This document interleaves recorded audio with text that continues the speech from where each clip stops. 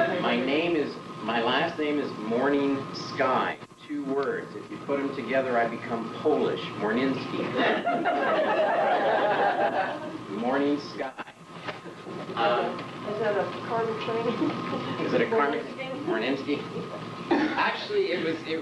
This morning was the first time I heard this one. I was called Morning Robert Sky by, of all people, Mary. So, yeah, what I would like to do is I am going to try to use some visuals. It was funny because last night at the lecture, Jacoby and Lee were doing some of the very same things I do in my workshops. I was fascinated with some of their techniques. But I want to give you some visuals. I want to give you some linguistic data. I want to take you into the realm of the bear. For those of you who were not there last night, I want to use this analogy because it's important. Here's the bear.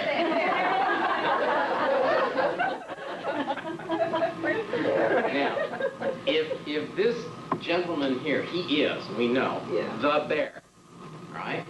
Now, if I were to ask this lady about this individual, she might very well say, the bear is a nice, gentle, compassionate beast of nature. He's one with the universe. This is a gentle beast.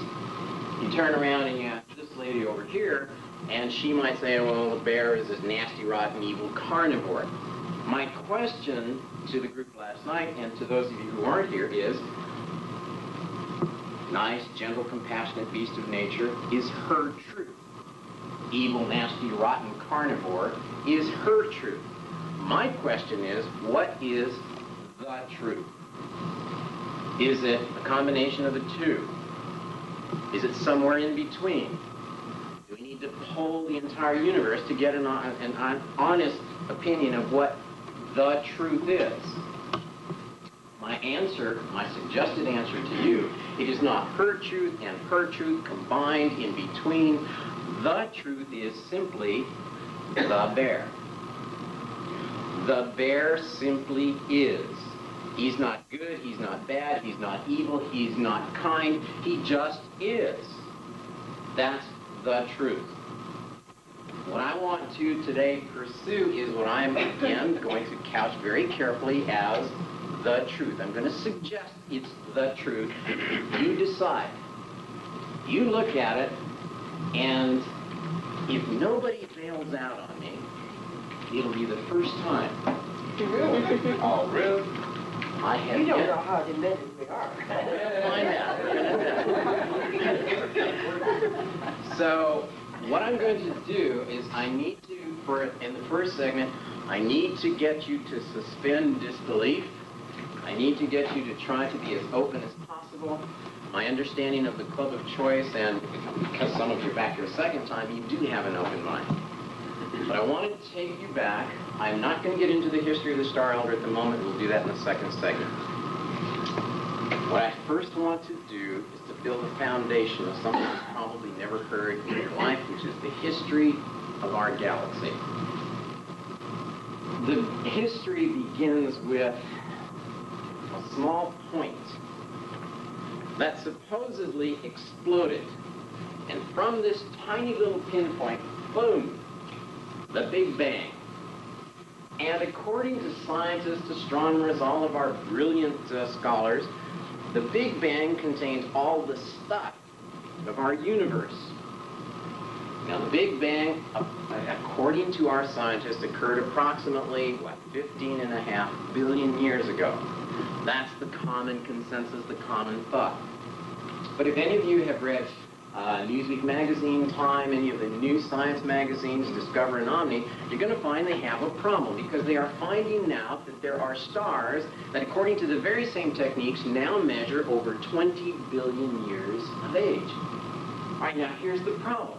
How can you have the Big Bang 15.5 billion years ago and you've got stars 20 billion years old? And they're coming up with all kinds of excuses. The data is wrong, the measurements were wrong, these scientists are wrong, and so they're having this little battle because it doesn't fit. Well, here's a simple solution proposed to us by the Star Elder. There wasn't one Big Bang. There were several. Now, you and I'm going to assume, are not brilliant MIT scientists that have spent 20, 30, 40 years studying all this stuff, and you and I figured it out. There wasn't one, there were several. And what's happening is, there was another Big Bang over here, and it threw out stuff, and now we've got 20 billion-year-old stars that are beginning to intermingle into our, what? Universe. Each Big Bang produced its own universe. Some are 20 billion, 40 billion, 50 billion, several hundred billion years old. So, number one example of man's arrogance. I'm a scientist and I know. There was only one. Only one. The arrogance of our scientific mind would say only one. All right. Let's stick with just our Big Bang, our big universe. Boom, the stuff exploded and it spread out, and unfortunately, the concept that the universe is full of stuff is wrong. It's not. It's like a big, stringy, gooey mass of spaghetti that got thrown out there, and in between these long strands of stuff, there's nothing. There's a void. As the stuff was thrown outward from the Big Bang point, the sum of it started to gather together and swirl. And it formed stars. It formed galaxies. And I want to condense billions of years into a few minutes here, and I want to talk about one tiny little galaxy, one swirling, spinning galaxy that is called Eridanus. E-R-I-D-A-N-U-S. Eridanus is the name of our galaxy. It's a very, very old name, and as a matter of fact, you will find it in Greek writings, you'll find it in Roman writings. E-R-I-D-A-N-U-S, Eridanus. Eridanus is enormous. It is one of billions and billions of galaxies. But I want to, I did that pretty good, I thought. What I want to do is I'm going to put the center of this galaxy, our galaxy, right here. And the spinning stars begin to, as they work all the way, you should put a table here, all the way to the outer edges of the galaxy. Right? But approximately 2/3 of the way out, in one of those long swirling arms, right smack right here, life evolved. There was the right mixture of gases, a spark of lightning, everything was right. Poof! Life was born. One cell became two, became multi-celled, it became jellyfish, it became fishes.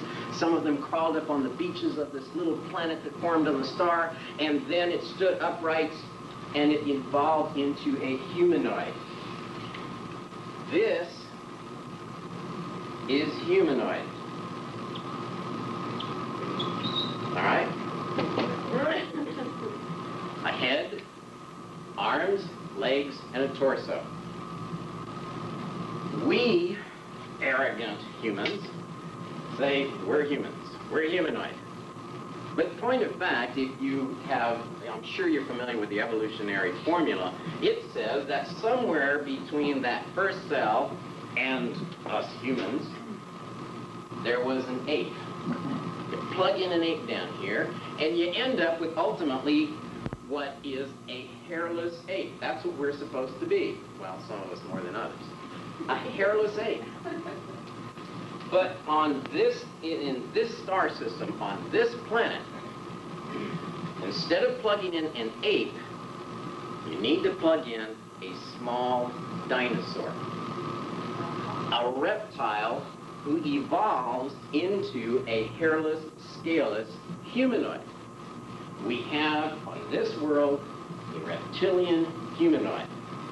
Now, humanoid is not the exception in the galaxy, it is the rule. In fact, this form, which happens to be upright, also exists on 4 legs. A dog is humanoid in form. It has a head, torso, 4 arms, back legs. A cat, even fishes, have vestiges of 4 legs and back legs, even snakes. the Star Wars conception of the octopus and the 12-headed and 5-armed and, you know, all those creatures. No, no. This is the rule. Humanoid reptilians evolved on this little star system. Now, this star system, which is approximately 2/3 of the way out, when these reptilian humanoids evolved, they looked up into the heavens and they saw a moon. And they said, let's build a ship and go to the moon. Now, plug in a reptilian humanoid into our own history and you're going to get the same results. We're looking out there, we're beginning to, I shouldn't say beginning to, we will conquer the moon here shortly. Well, these reptilian humanoids conquered their moon, they conquered the rest of the planets in their solar system, and they then began to go beyond their own star system. These reptilian humanoids were real heavy dudes, warrior conquerors. The kings were nasty and vicious, and they created an empire. In this galaxy, one of the oldest empires is the Reptilian Kingdom. These guys were vicious. The rest of the star systems recognize them as Ari. It is a rolling R. They were called the Ari, which literally meant overlord or master. This was the ultimate master, the ultimate king. They were called the Ari. The galactic word, and you can find it in Sumeria, Babylonia, Egypt, and all of the ancient languages, the word for heaven is An, A-N. This became known as the Reptilian Empire of the Aryan. Nowadays, we call it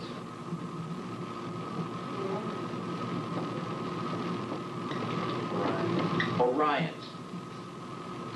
The Aryan Empire, reptilian kings who had created through conquest an empire, a warring empire, and they were good.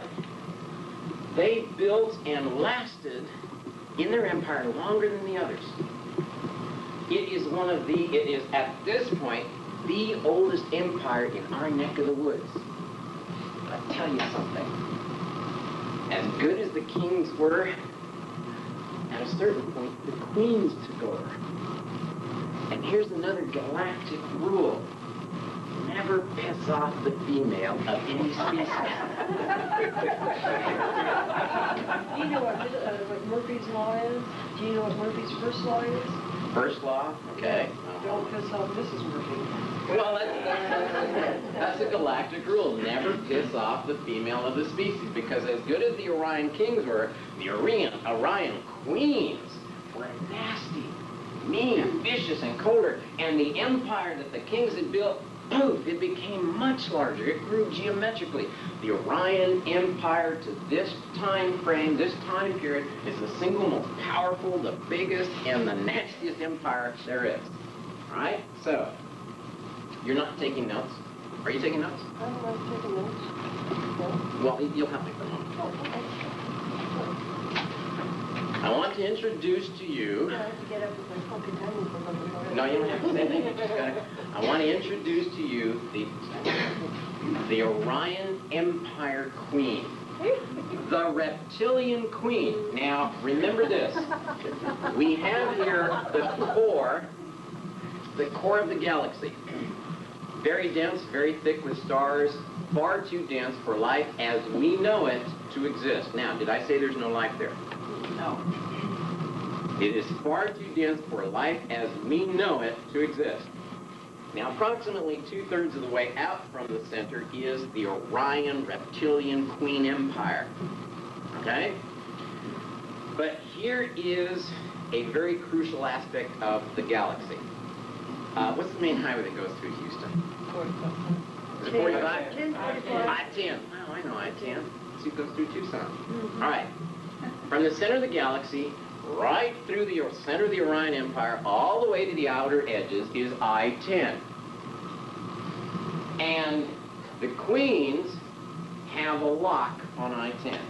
They've got all the McDonald's, they've got all the Burger Kings, they've got all the Wendy's, they've got all the Super 8s, they've got the Hiltons, they've got all of the resorts, they've got all the gas stations, they even have the patrol cars that go along and issue the ticket citations for speeding. In other words, her main income comes from the travel through Interstate 10. Anybody who comes in from another corner of the galaxy, from another galaxy, has to land on the outer edges, and there's only one road to take, I-10, and where does it go? Right here. I told them. So the reptilian empire is, I don't want to say dependent on, but a major check every month comes to the queen because of I-10. Right? Now, going through I-10, getting to the outer edges, suddenly another star is created. Another star system as a result. And on this star system, on one of its planets, poof, another humanoid. Another evolution. But this time, instead of... I can borrow you again.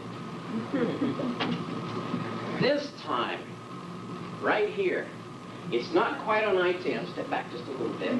He's not on I-10 yet. We want you to plug in, instead of a lizard, instead of a dinosaur lizard, instead of an ape, plug in a wolf.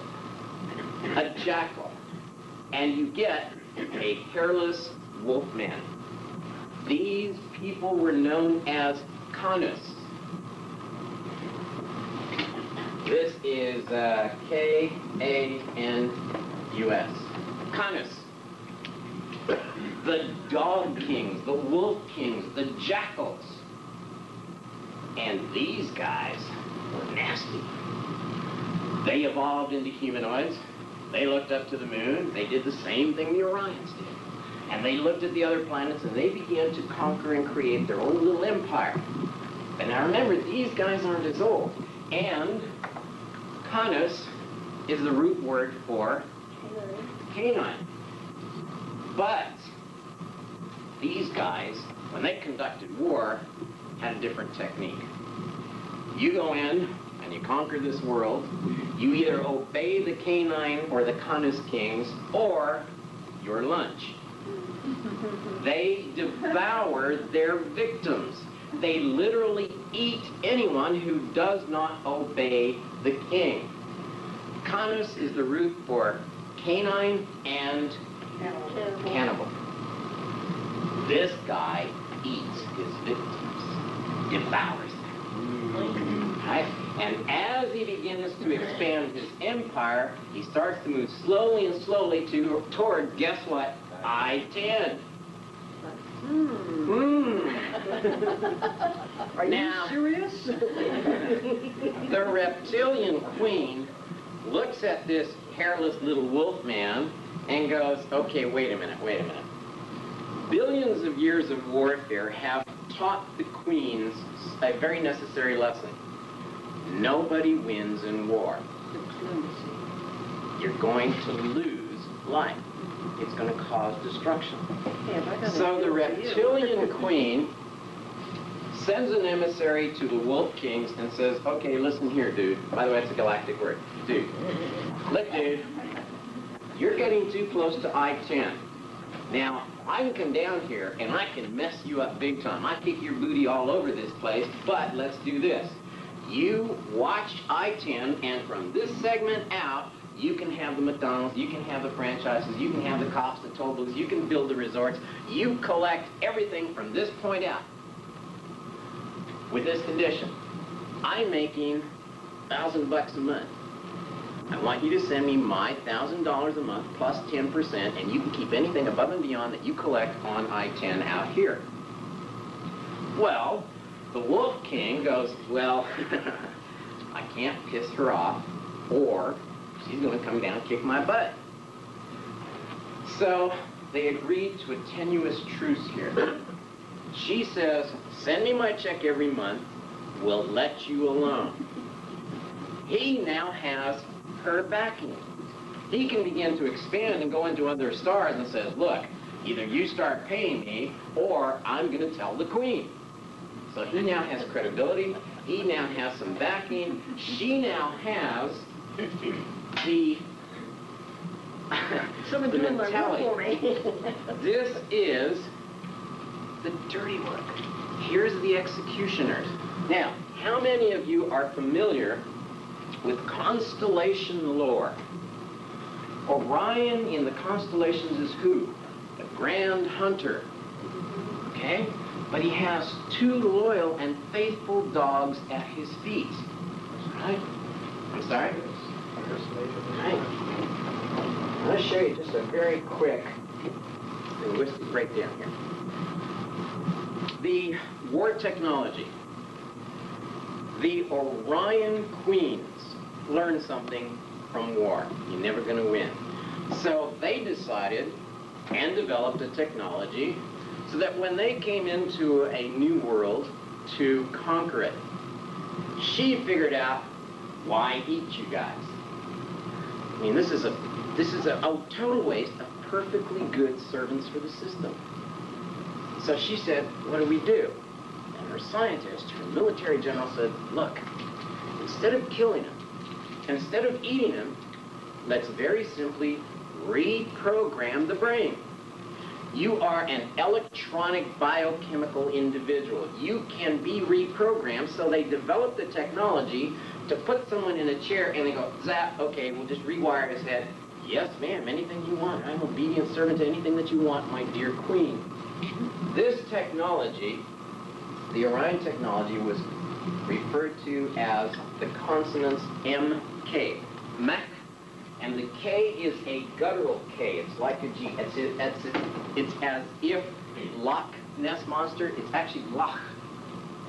This is Mach, right? The royal technology of the queens was known as Mach. This guy, the wolves, the Wolf King, said, screw it, let's just eat him. This That thing. well, their war technology was just, which is just either you obey or you're buffet, was as Dach. All right? Dach. He and his star system is now known as the Dach Empire. Right? Dark Empire? No. Dach Empire. He and his star system is the Dach star. To this day, we refer to the dog star as which star? Sirius. Who in constellation lore are the 2 dogs at the feet of Orion? Servants of the rain. Right. Major Sirius and Minor Sirius, the 2 dog stars. So, we have the reptilian Mach Empire, the Syrian Dach Empire. These were the dogs of war, the dogs of war, the enforcers of the Orion Empire. All right? Now, core of the star system, I-10 goes to the reptilian empire, goes through now the canine empire, all the way to the outer edges. I-10 is crucial. Dude, you better pay that check every month or your butt's in trouble. All right? Now we have another event. It's out towards the outer edges. Suddenly, there's another star. Another star is born, and it is called Bod. The Bod star lies between Sirius and the edges. It's a brand new system. And one of the Wolf Kings says, you know what? New star system, new planets, more ore that hasn't been mined, precious minerals, elements, and guess what? There are planets on it. You can have a seat for a second because I want to show you something here. Thank you. Retiring to my chambers. You're going to go reprogram someone, he's going to go eat somebody. Don't mess with Mrs. Mercury. The Bear and the Wolf. You're becoming instrumental in my lectures. Can you travel? All right. The BOD star system. I don't know if this works though. Where's that blue one? Blue one's better, right? More visible. All right. The sun was called BOD. It literally meant the place of death. In the star system BOD, gas and dust accumulated, and two planets formed at the very beginning. At the very outset, one tiny little planet roamed around. It was called the Moon. And further out, a planet which I'm going to call Planet X. Those are the first two that formed. But then the dust and gases coagulated, and more pairs of planets formed. One pair formed here and here. Whoops. This one we now refer to as Venus. This one we refer to as Mars. By the way, this one is obviously Mercury. These two planets, it's in the Terra papers, I don't want to get into it real heavily, but this one was called Lachmu and Lachmu. And then Planet X. More pairs formed. Two large planets formed out here. One that is now recognized with the ring. This was Jupiter and Saturn. And then another pair further out, Uranus and Neptune. The names are in the Terra papers that are at this moment not crucial. But please note, how many planets do we have? Only 8. And one mystery planet between Mars and Jupiter. Where is Earth? It did not exist. It wasn't here. The Dog King sent down a being that you're going to have to become familiar with. A scientist. Someone who knew how to create a planet. He was called a Genesis scientist. Now, a Genesis scientist a la Spock in Star Trek. Wasn't he the one that did a Genesis experiment in one of the movies? No, it was Kirk's son was involved with it. No, but he was born in the two. Yes. A Genesis scientist is able to genetically manipulate beasts, plants, and atmospheres. He knew what kind of plants he needed on which planet and what kind of animals he needed to support the planets. He knew how to create life. He could take the DNA of anything, mix it with something else, and end up with a creature. A Genesis scientist was sent down, and he took a look at the solar system. His task was to develop it and to get all the gold, the diamonds, the ores, all these precious elements. And he came down and he picked Planet X. Planet X, at that time, was called Tiamat. I'm giving you the words that you can actually research. You can go to the 12th planet, you can go to the Earth Chronicles, you can go to Babylonia, Sumeria, you can find these names. This mystical ancient planet. And he developed it. The Wolf King used the Genesis scientists, and Tiamat became Las Vegas, man. It had resorts, it had casinos, it had buffets, it had all kinds of perverse, dementia, rotten, evil. It was a great place. Las Vegas. Anybody coming in from I-10, the first place they got to was this solar system, and they went straight to Tiamat. And payoff was 99.6%, so they were making money. And then they had to go into the Star System Series, and then they had to go to Orion. And the Queen says, all right, Wolf King, man, not only is he making the money he's supposed to make, he's giving me a cut off of this. So she was making more money than she was in the beginning. He's got control of Las Vegas. He's getting really wealthy. Both empires are growing, all because of Tiamat. Wow, good move, King. This is really good. Well, these two planets, the inner two, became fortresses. They needed a military. They needed a police substation out right then. So they established 2 military outposts. These 2 planets, the big ones, the atmosphere was liquid metal. It was hydrogen. It could not be breathed. The gravitational forces were too strong, and so they discovered you can't do anything. You can't put life there, but it's got several moons, both planets. And we can put people on these moons. Why? Because you know what? If you put a production facility inside, you can put a refining center in the core of these planets, and because of the gravitational forces, you can create elements 110, 112, and a crucial key element number 115. You're going to hear that one over and over again. Write it down. Element 115 can be created in the core of these planets where it is unstable anywhere else in the solar system. You need supergravity. These two became production facilities, refining of the ores that were taken from these other stars to Jupiter and Saturn. Uranus and Neptune was the swampland. It was the forest of the Florida Everglades. It was a real estate agent's dream. We'll sell him land out here, and someday in the future we're going to develop it. It was a good place to conduct underwater experiments. It's a great place if you like water and swamp. They didn't develop it to any great deal, save Neptune. Neptune has some very unique circumstances occurring on its inner core. It became an energy source. It became like a generator center, like way out on the outskirts of town. I want you to read what you can about Neptune and find out whether or not it's emitting any energy and what's unique about the energy that it emits. You check it out. All right. The solar system was doing really good. The king was making money for the queen. She was really happy. And then stuff happened. Now, let's do a real quick study here.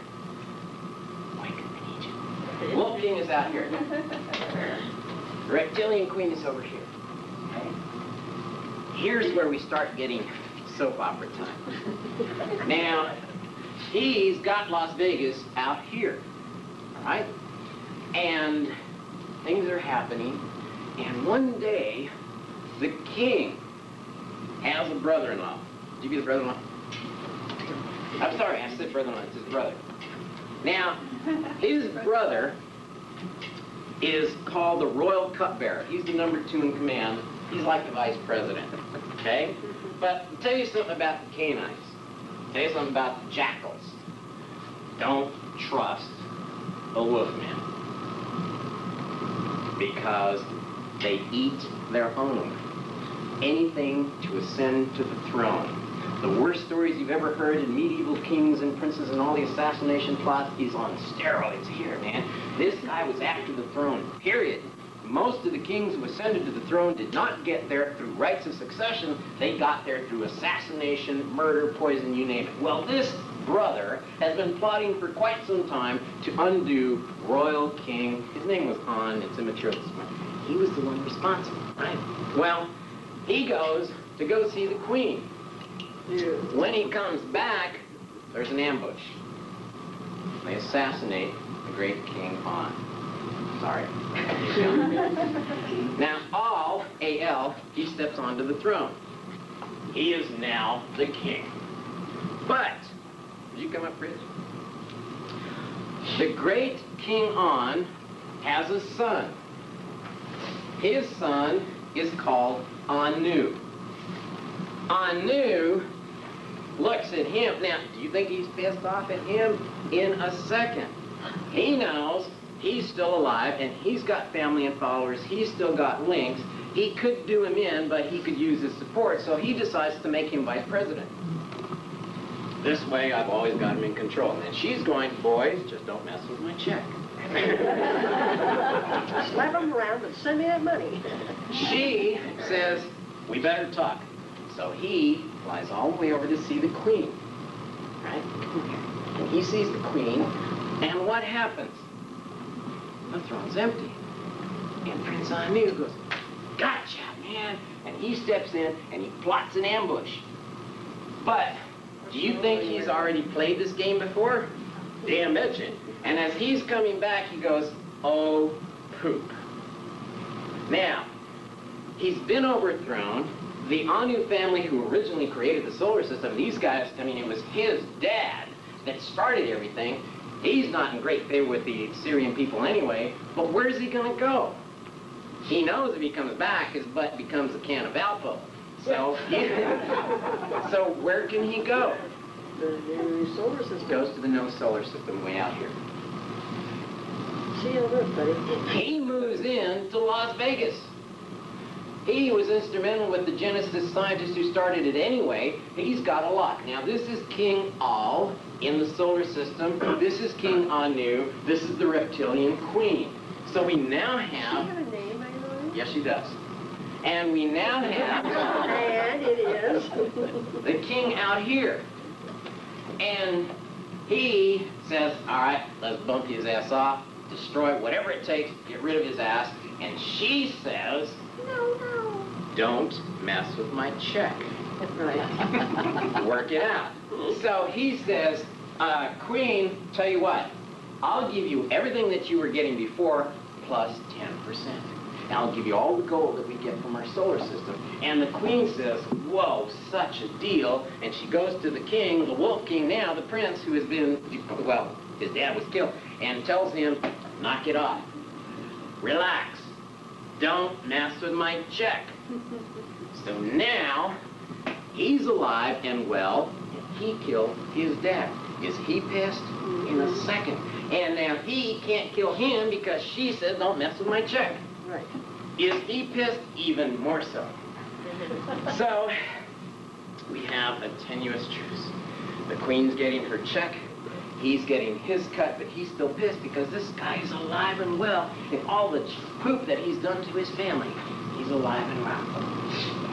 Well, things were okay for a while until his son has his own son. His grandson is born, the son, his immediate son is killed, and the grandson, would you give me a second? This is going to be good. I love this. This is the grandson. And now, remember, he is the grandson of him. He was on the throne. He is an heir to the throne on the star Sirius. But it was removed, his future on the throne of the star Sirius was removed because of who? Him. Is he pissed at him? You bet. In a second. Because he did to him what he did to him. Okay? So, he signs up for West Point. Granddad, I want to become a soldier. And he signs up for the foot soldiers, the ground forces, and they're called the BEH, B-E-H. He becomes a master. I mean, he goes to West Point, he gets all the grades, he learns all the tactics, he comes out with a commission, he gains a commandership of some of the ground forces, and we now have a master at West Point. Is he satisfied? No. He comes immediately to his dad and he says, Dad, I want to go to Annapolis. I want to learn all the naval tactics. And he signs up and he goes to the academy and does the same thing. He becomes a commander of naval forces. He learns the ground forces, the naval forces, and if that ain't enough, he goes back to his granddad and says, Granddad, what's the Air Force Academy called? Air Force Academy. Colorado Springs. All right. Air Force Yeah. He goes to the Air Force Academy. And he's signing up. Now, he is becoming, and in time will gain the title of ZU. ZU. Now, ZU is a term, a military term that is applied to the ultimate commander. The commander-in-chief, Eisenhower, would have been called ZU. He was a master of all three forces. And in the meantime, she's saying, don't mess with my check. In the meantime, he's going, I want to get that some once and for all. And then he finds out his grandson, Lord Zhu, has mastered all three of the military forces.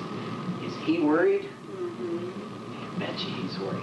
Because now, you got a potential threat here. Well, King Al dies. Old age.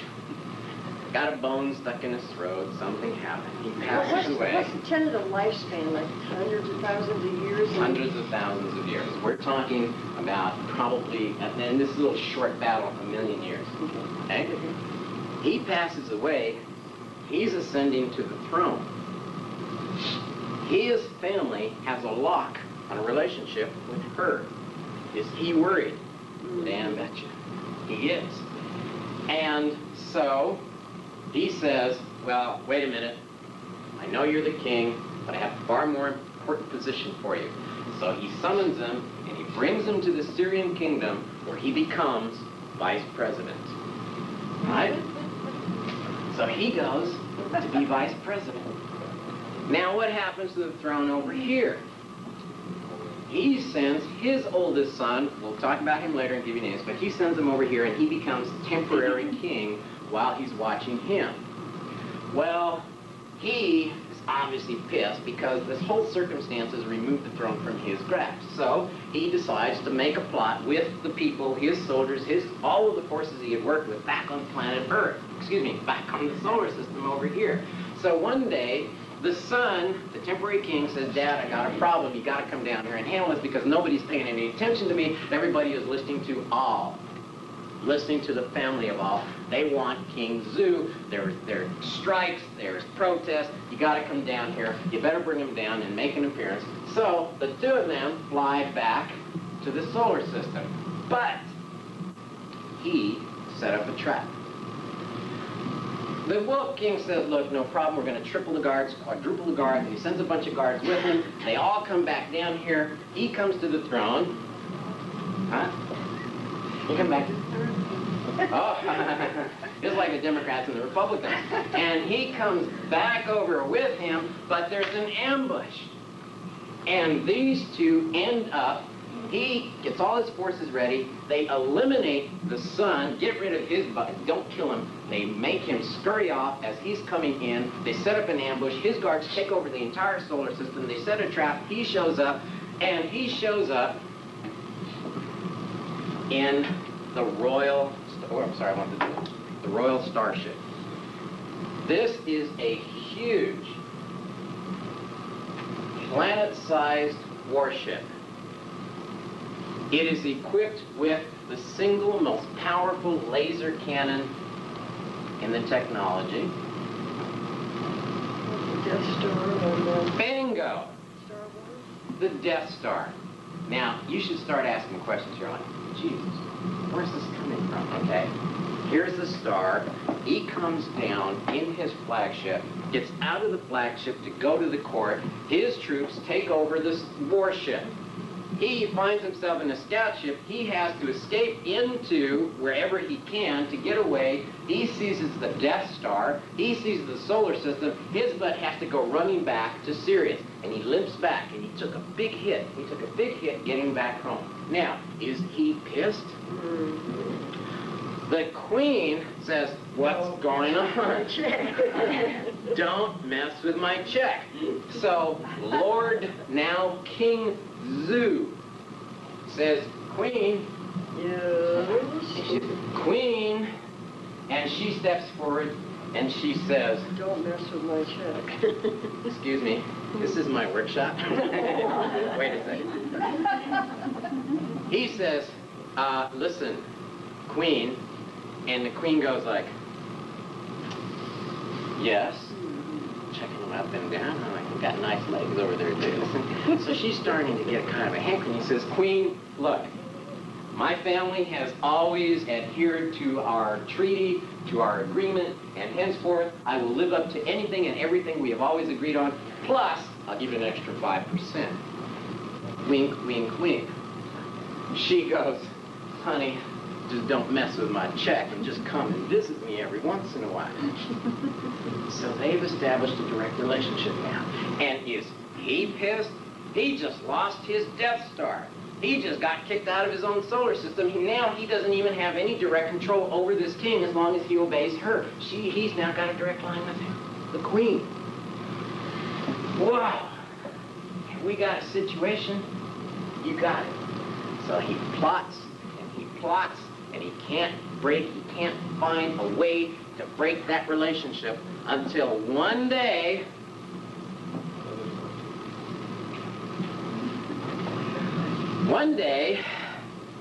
another reptilian queen begins to make some moves in the outer regions of the galaxy. She had been enemies at one point. She begins to move in out here.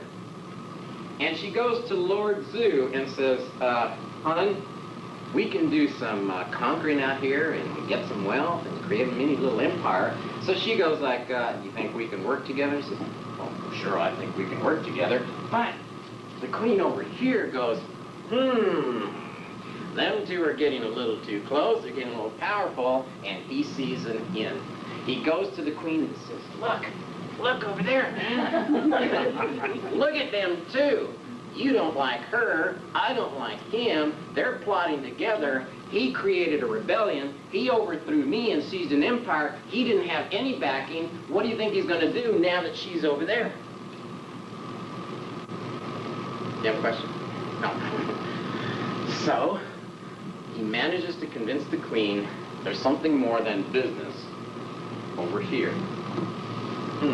Yeah.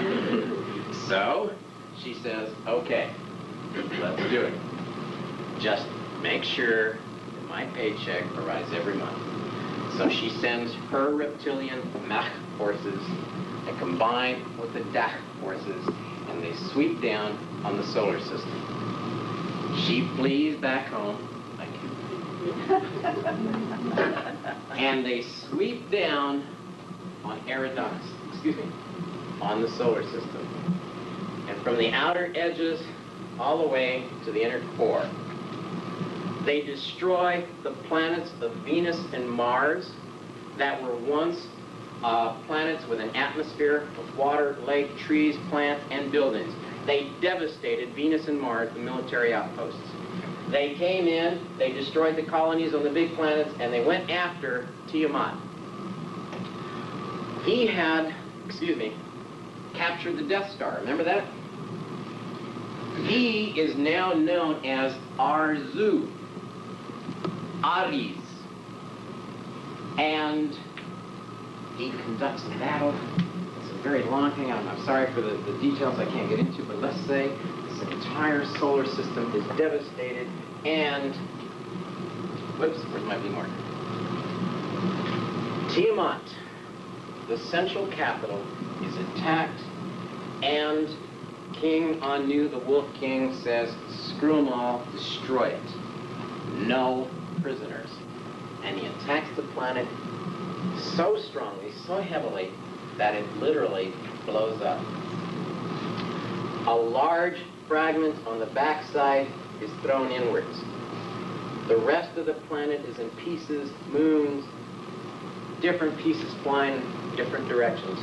One piece is thrown out and returns every 76 years. It comes back. The major fragment on the backside was thrown inward, and it caught in an orbit between Venus and Mars. That is the beginning of planet Earth. One of its moons was brought with it. What is left between Mars and Jupiter is the rubble.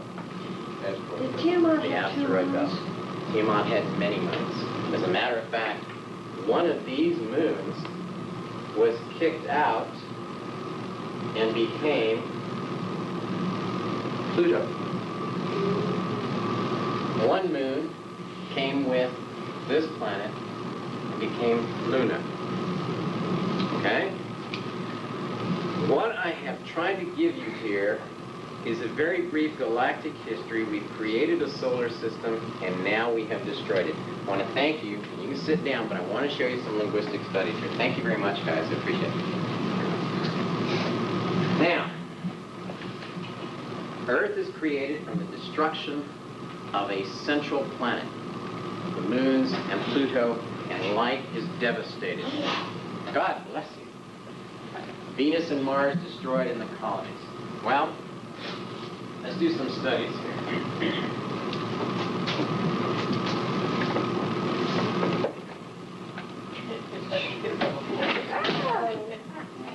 Not only did you destroy the solar system, but then chocolate too. Okay. No. I'll let you reconstruct my can. Don't worry about it. We'll put it together. together. We'll take a break in a few minutes, but I want to finish it off with this. I have just created a galaxy, I've just created a solar system, and I have destroyed it. Now,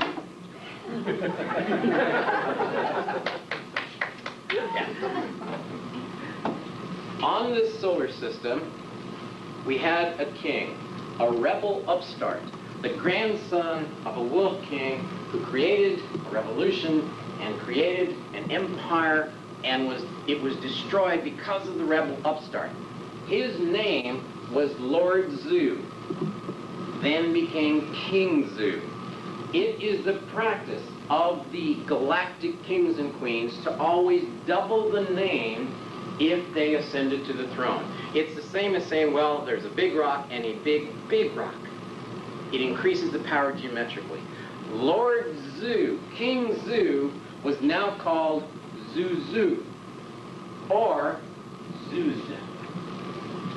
King Zuz built in his solar system the great palace in tribute to his grandfather Al. A palace or gathering place is called Ambu. It was, God bless you, the central city, the central palace was called Al-Ambu. But when he ascended to the throne, he had to attach his name to the palace, but he would not remove his grandfather's name, so it became known as the palace of Al-Ambu-Zu. Al-Ambuz was the central city, the palace. We have Lord Zuz in the mountain palace of Al-Ambuz, who declared war against the gods on Sirius. Please read the Theogony. The Greek Theogony is the story of King Zeus, who resided on Mount Olympus, and he declared war against the olden gods on Osiris. The Greek Theogony is the story, the real story, of a rebellious king. In other words, guys, Zeus was real. Olympus was real. Osiris was real. And the stories of the Greeks with all these mythical gods of Hera and Mercury and Mars, in fact, were true. Those are not myths, they're not fables. It's about a real being, and it's why you can now look at Venus and Mars and several of the moons. You can see traces of water. There's evidence that there was life once there, but now it's gone. But why is Earth still alive? Why do we have life? 10-minute break.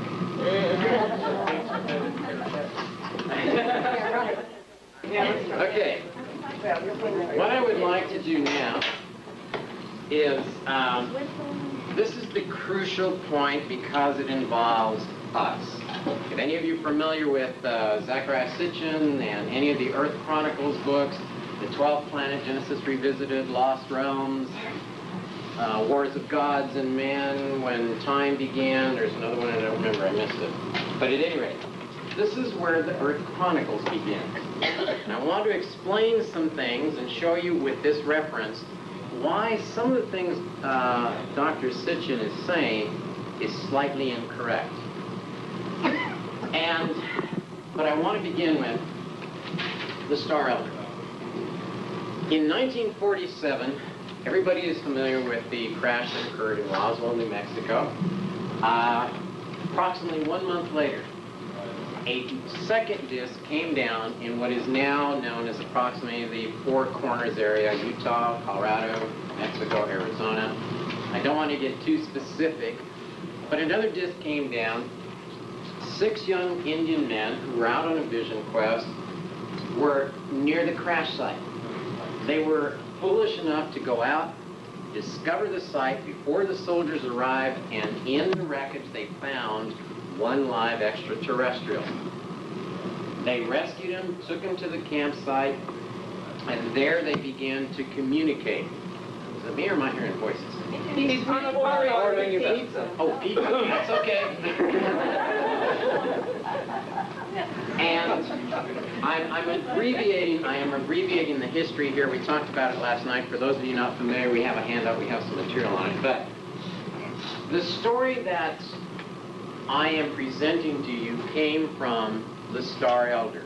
the 6 young men referred to him as an elder in tribute to his wisdom out of respect of his, for his place and the stories that he told.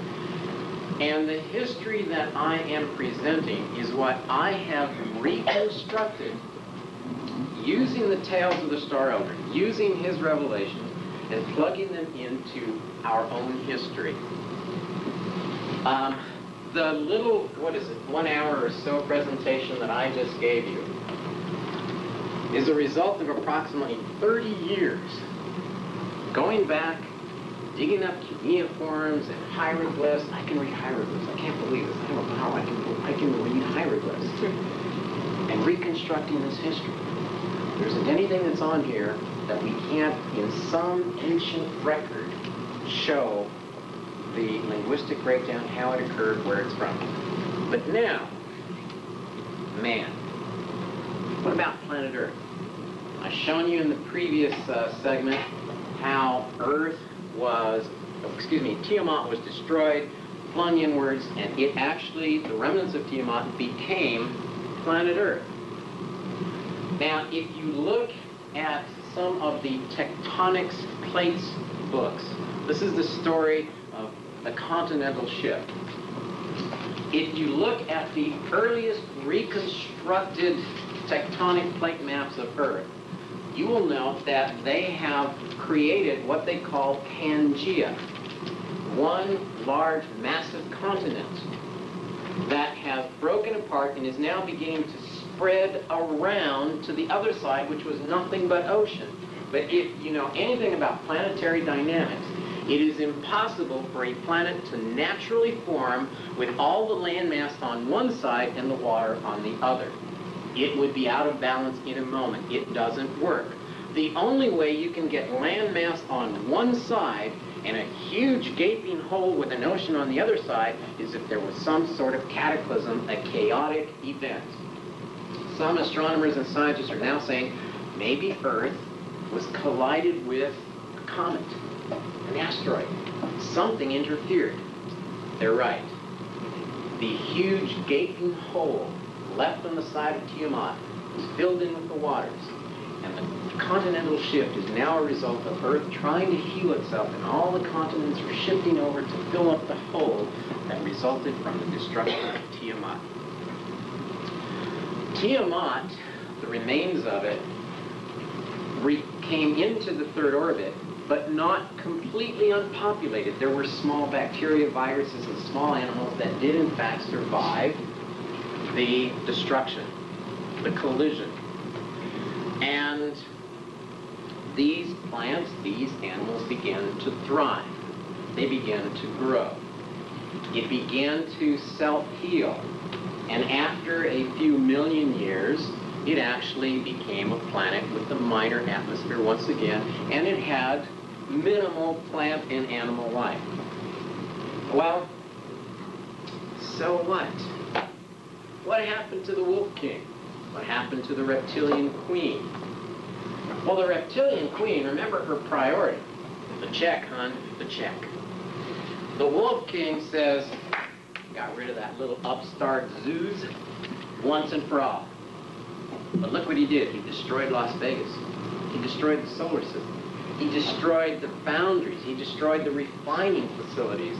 He caused himself a lot of problems. And she says, hon, I don't give a damn, I want my check. Now, the Wolf King is in deep poop. He's got to come up with a bucks. But he destroyed Vegas. Now, is that smart? So, the Wolf King decides, I better fix it up. So he sends down his eldest son. Now, this one is the key. His eldest son is known as Prince Ea, E-A. Prince Ea is a master Genesis scientist. As Zeus had gone to Annapolis, West Point, and the Air Force Academy, so Ea had gone to the University of Arizona. He had went to school. Now, he had been to Yale, Princeton, Harvard, the equivalent. He had gone to all the medical colleges. Prince Ea, the eldest son of the Wolf King Anu, was a master genesis scientist. He was able to create hybrids. He could go in, he could take a planet and rebuild its atmosphere, put in the appropriate plants, build and supporting hybrid creatures necessary. Prince Ea. And the Wolf King says, go down to this destroyed planet and rebuild it. He had something to work with. There was water, there was land, there was some vegetation, there was some plant life. And so Lord Prince Ea came down to what is now Earth, and he began to rebuild. He found on the equatorial belt the right place, and he established a colony. He brought with him some volunteers. They're variously called the Anunnaki, the Nephilim, the Elohim, numerous names, but he brought a crew of technicians with him to reestablish the system. And he did so. In the very center of the equatorial belt, he built an agricultural biological center. And in it, he created the plants. He created a fabulous garden. And in the garden, he began to create the right hybrid creatures.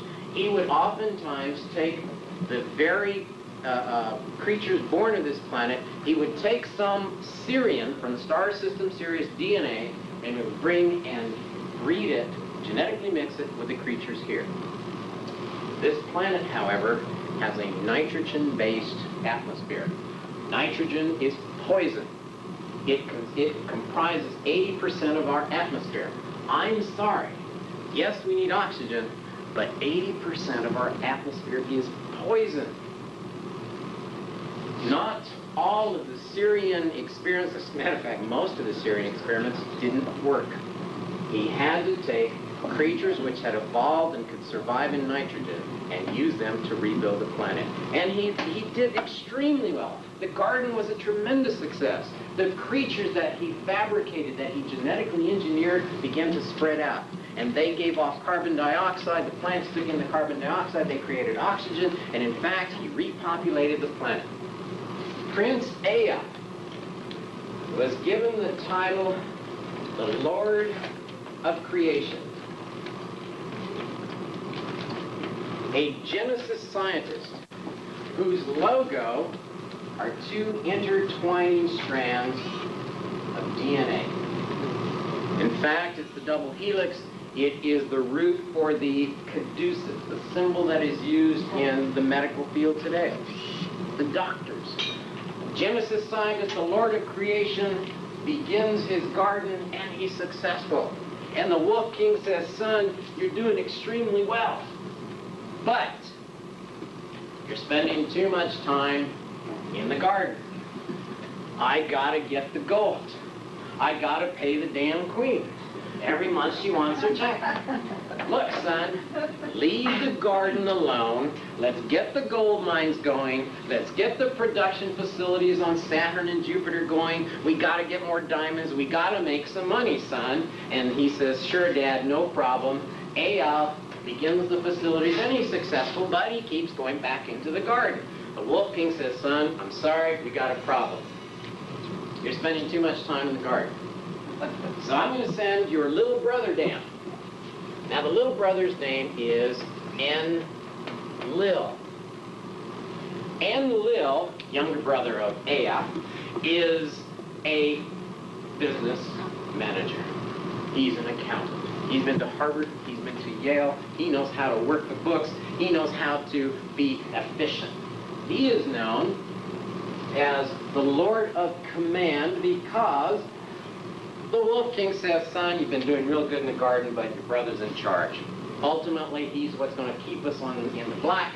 So he is going to be the Lord of Command. God bless you. He is known as the Lord of the Word. The Word is the command. As speaketh Enlil, so it shall be. Well, Prince Ea, eldest son, the Lord of creation, is now having to share dominion with Lord Enlil, Lord of the Word, with two entirely different agendas. He wants life, flowers, stuff, beings. He wants profit, gold, black ink, and the books. We gotta pay the queen. Yeah, no important how that is. So these two brothers are now sharing dominion over planet Earth. The Lord of the Word and the Lord of creation. Well, hundreds of thousands of years of feuding, the planet's populated, settlers coming down, Anunnaki, settlers, refugees from other planetary systems. They come down and Earth becomes a thriving operation, but it's a nitrogen-based planet. And because it had been through the destruction, through the chaos, its inner core is unstable. It keeps shifting back and forth. It causes magnetic anomalies. It causes gravitational anomalies. They pick up their laser cutting beams, light beams that can cut through stone like butter, and they get it going, but they draw their energy from grid lines. Grid lines begin to flux back and forth. Sometimes they're called ley lines. They couldn't get consistent energy from the planet itself. They couldn't get consistent gravitational forces. They had to breathe nitrogen. This place was a bitch to work in. So, huh? Still is. Especially Houston. I feel like I'm swimming, man. I go in Phoenix, 102-degree weather, and it's 7% humidity. You know, you go to Houston, and it's like 80% humidity. All right. So, these two are constantly fighting over who's got control. Now, the workers, they go one day to Lord Enlil, and he's handling the books, and they got to do what he says. On the other hand, they still have to obey what Lord Ea says, because he's the one responsible for repopulating the solar system and the planet. So they're caught between two bosses. And finally, the Anunnaki say, screw it, we're going on strike. We're not going to do anything for you guys. We've had it enough. We have to make a choice. We want to get rid of the damn manager.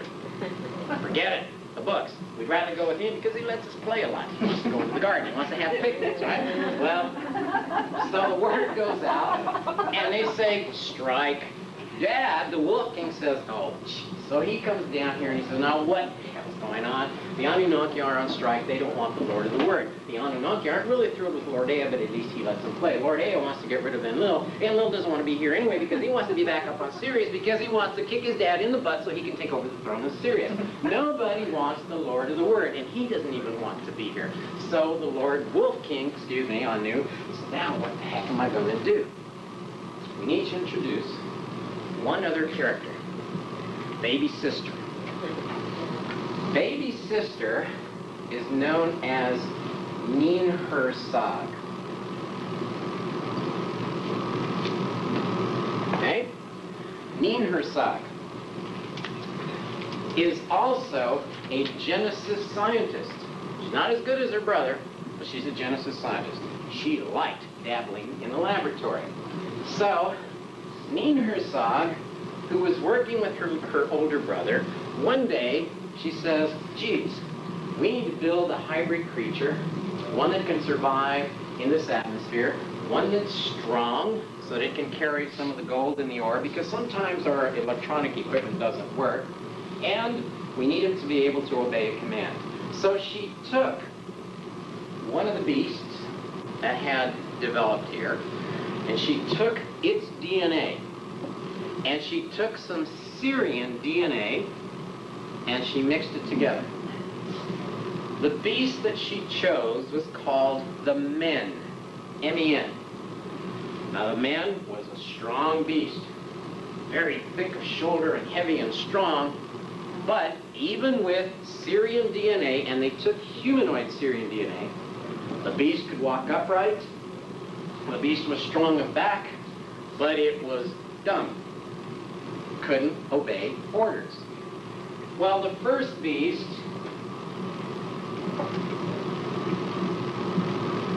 Ta'ur. Ta'ur literally means the great one or the original one. She created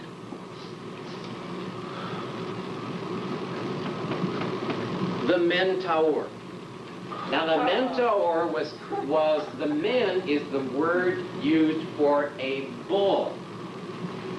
With the humanoid DNA, she created the Minotaur, which is the Minotaur. The fabled bull-man beast was in fact one of the first hybrids she created. Good, strong, upright, but stupid. Didn't work. So she decided, don't work. We need a stronger beast, a quicker beast. We need one that can obey a command. So she then takes the next beast, called a Sen. The Sen beast was quick, strong, a little bit brighter, but didn't quite work. The Centaur. What is a Sen? A horse. Please check your local hieroglyphs dictionary and look up the word men, look up the word Sen, look up the word Tahor. Great one, horse, bull. Pardon me? No. No, that's a little bit different. You're on the right track, but a pile of food is called a Senna. And then doing the Senate? Okay. So, one day, she says, you know, God, we're getting... Oh, look, you know what I'm telling you? I'm suggesting to you the Minotaur is real. The Centaur is real. And you know what? The unicorn is real. All of those fabulous creatures of Egyptian mythology, those ancient beasts, are real. They really did exist. I'm sorry, the unicorn was real. Well, one day, Nina Rasai says, we gotta get something, man. This isn't working really well. We still need another beast. So, she went into the jungle, and she found a beast called an Appa. The Appa was a semi-upright, hairy, big, black, smelly, ugly, strong-armed ape.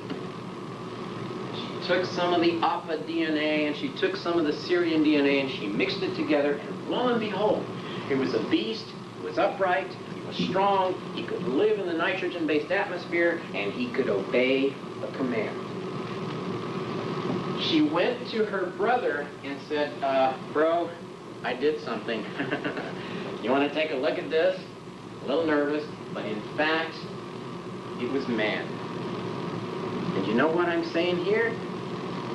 Do you know who created the prototype man? A female. A woman. And when we hear of religions that say that man was created by a woman, technically they're absolutely correct. But he is in charge of the project. He gets responsibility, he takes the prototype, and he begins to make refinements. The ultimate sponsor responsible for the project called man is Ea, a male. But the actual hands-on creator of the prototype is a woman. Ooh. Did you know that in the Hopi world, in my tribe, we say that man was created by a female? There are still some religions that say that man was created by a female. It's correct. Well, Lord Ea sees a plan in the beast. It works good. It's smart. It can obey a command. So when his dad comes down and everybody's protesting, everybody's on strike, he and his sister trot out this little ape. And this ape is able to obey commands. And he can pick up huge boulders.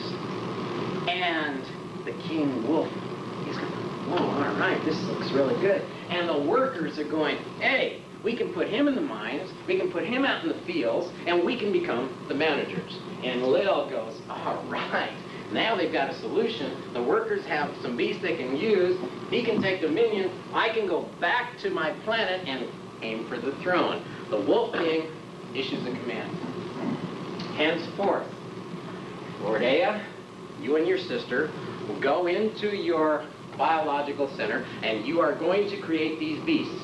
You make the refinements necessary, and as soon as you have enough of these beasts, we're going to put them out in the mines, we're going to put them out in the fields. Their job is to serve the company. He's going, all right, I'm going home. He's going, all right, I'm going to be Lord. And the Lord Wolf King finally says, and my final word is this. The Anunnaki shall become the overseers. They shall become those who watch over the beast. Lord Ea and Lady Ninhursag will continue to create the beasts and be the lords of creation. And Lord Enlil is staying here, dude. I don't want him back in Sirius. He's going to stay here, and he will become and remain the Lord of the Word with final say. Man, did he have a fit? Wow. Well, Lord Enlil takes over. He's the boss. He tells them, put the damn beast in the mines, put him out in the fields. It's just an experiment. It's a hybrid. It doesn't have awareness. It doesn't have consciousness. It came from a damn ape. I don't give a poop. Work him till he drops. And he did. The beast was created not in nobility, but as a pure servant to the gods. I'm sorry. I'm going to disturb some of you. But it was not a noble creation. Are we created in the image of the gods? Yes. We've got their damn DNA. We look like they do. Well, was it a nice, quiet time on Earth? No. The only ones that were happy were the Lord Overseers. The original Anunnaki who were taking, all the beasts were taking care of all their burdens, but these two kept fighting. And Enlil, Lord of the Word, worked the beast until he literally dropped in the fields, he dropped in the mines. He said, I don't give a damn, it's just a hybrid. Well, Lord Ea, the Lord of creation,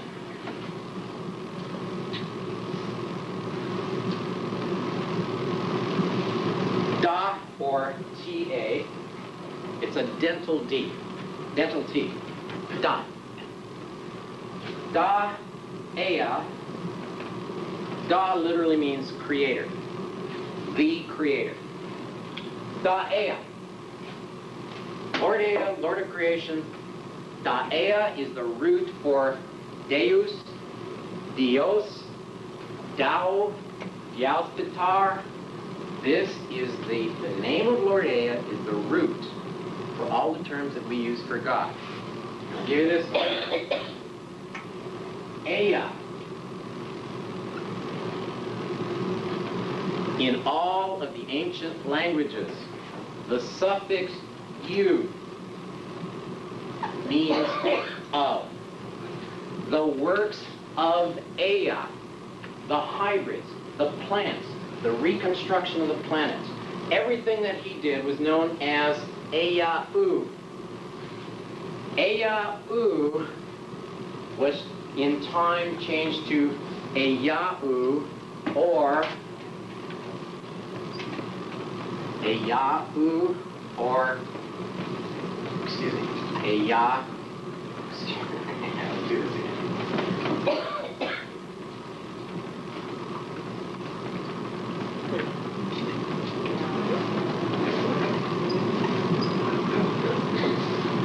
Eyahu, Eyahu, Eyahu, Yahweh. Yahweh is the linguistic root for Jehovah. Okay? Now, please, here's what I'm going to do in the next few minutes. I'm going to take the Bible apart. I'm going to show you it's a crock. And I'm sorry. Now, I'm also going to tell you, I'm not saying there is no omnipotent God. I'm not saying that there isn't the one out there. What I'm going to show you is that the one in the Bible is a crock. This is a complete misinterpretation of what actually happened. I'm preparing you so you can bail out if you need. We know this. Not yet. Da Ea. This is the crux. Da Ea sees his beasts being destroyed. The dominion over planet Earth has been removed. He cannot even, because of the reptilian queen, and I'm not going to get into it at this moment, he will never ascend to the throne in Sirius. His entire life has been undone every time he attempts something good, which I'm sure you've never experienced. Every time he attempted to do something good and right, boom, was destroyed. Lord Ea snaps. The reptilian queen, who is the originator of the system, who brings the Wolf star system into the system, which imposed on the solar system the system. Keep the damn check going to the queen. It's funny, but that's what this whole thing is about. Keep the profit going. It's a business. Prince Ea snaps. Breakdown. I've had it. Screw the system. Screw you, Dad. Screw you, bro. And screw you, reptilian queen. Ooh. And he breaks. So one day, he says, I've had it. I'm going to do something to the system. So one day, he sneaks over to one of the beasts. And he said, you're happy, aren't you? No. You get days off, don't you? No. You get a dental plan, though, huh? No. And he said, but you've had lots of fun and pleasure on your days off. No. Prince Ea says, well, let me show you something. Come here. The system and the new beast is based on a very carefully engineered genetic breeding system. You have to have the right male with the right, yes, female, to get the right offspring. If he breeds with the wrong female, you get the wrong offspring. You may cop a beast with an attitude, weak, a defect. You've got to have the right pairing. So Prince Ea goes to the beast and says, come here a second. Come here a second, let me show you something. He takes them into the garden and he gives them the knowledge of knowing each other. Away from the breeding schedule, away from the eyes of the overseers, and for one brief moment, for just a few seconds, he becomes like one of the gods. He is able to choose his pleasure when he wants, with who he wants, for as long as he wants, and the offspring and what is necessary to the system becomes unimportant. And you know what? The beast liked it. He liked to bunk. And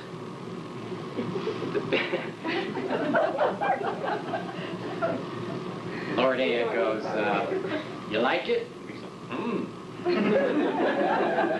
And he says, go show some of your friends. And the beast went around and he began to show his other friends that they could bonk. They could bonk away from the schedule and away from the eyes of the lords. They could bonk whenever they wanted, for as long as they wanted, and with whoever they wanted. In their wretched, miserable lives of serving the system and dying in the fields, for a few moments they had pleasure. And it revolved around bonking. So, one day, Lord Enlil, Lord of the Word, summons the beast. And he says, look, female beast, male beast, come here. I've got a job for you. About 3 miles away, there's a couple of boulders, and they're full of gold. I want you to go over there, pick them up, bring them over here. They got to get on the ship, and it's going to be leaving in 1 hour. Got to pick up that boulder, get it on the ship, chop, chop, go. The male and the female beast hold hands, and they trot off to go get the gold. Due back in an hour. They come back 4 hours later. No boulder. Now, Enlil, Lord of the Word, has a fit. What is the matter with you? I sent you out there. It's now 4 hours. You missed the damn ship. There's no boulder. I gave you the command and you didn't do it. I am really upset. Get the hell out of the garden. I never want to see you again. He kicked him out of the garden. And he's walking. I don't understand what's going on with these beasts. This isn't the only time this has happened. Now, every time I turn around, the beasts are doing whatever they want to do, and they're not following me. Suddenly, he hears some rustling in the bushes. He sneaks over, pries apart the bushes in the garden, and there's 2 beasts in there, and they're bunking. What are you doing? What is the matter with you? Don't you understand that you're going to ruin the experiment? Who knows what kind of offspring we're going to get if you continue to do this? Get the hell out of my garden. And he kicked him out. And the Lord, the Word, Enlil, he begins to get upset. And I says, I knew it, I knew something was wrong. I knew I should never have trusted the beast. I knew I shouldn't have trusted them. My brother, that's it. My brother did it.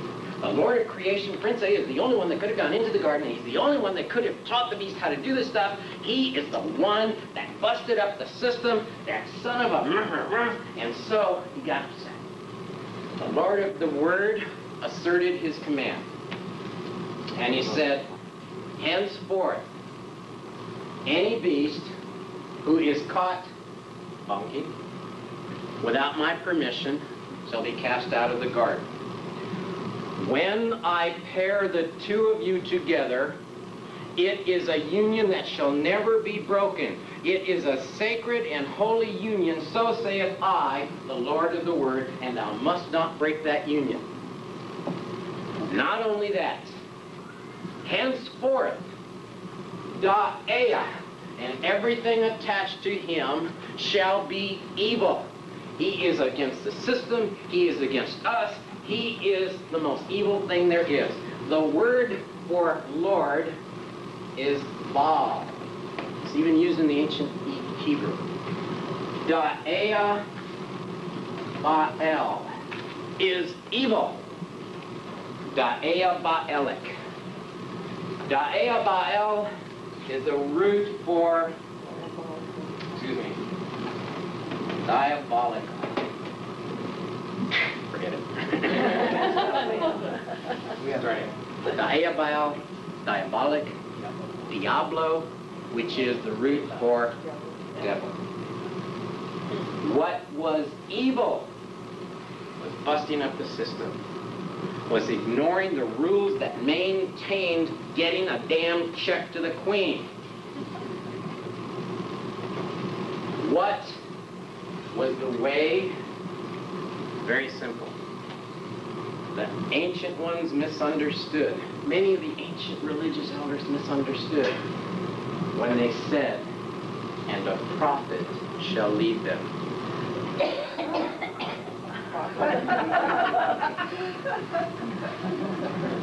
Henceforth, saith the Lord of the Word, I am the only God. I am the only one. Thou shalt not have any other gods or lords before me.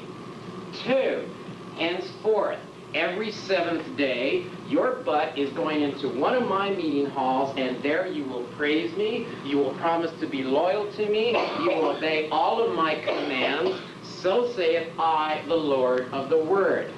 3, if I ever walk in the garden and I hear any one of you whispering about me, anything nasty, if you call me names, if you in any way slur my integrity, henceforth thou shalt not use the name of the Lord in vain, or your butt's in hell, dude.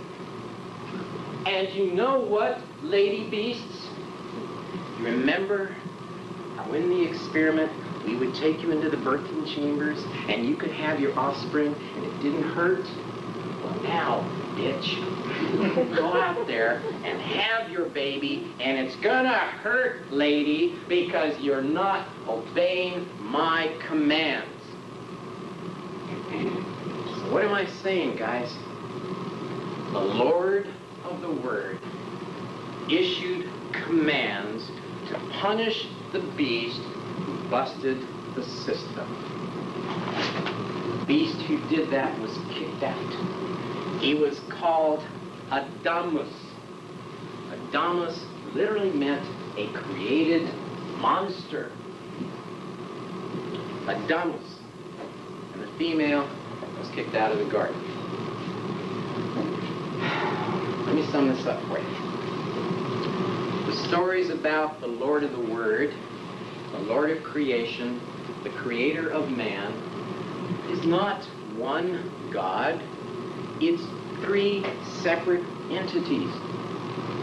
Older prince, younger prince, and their sister.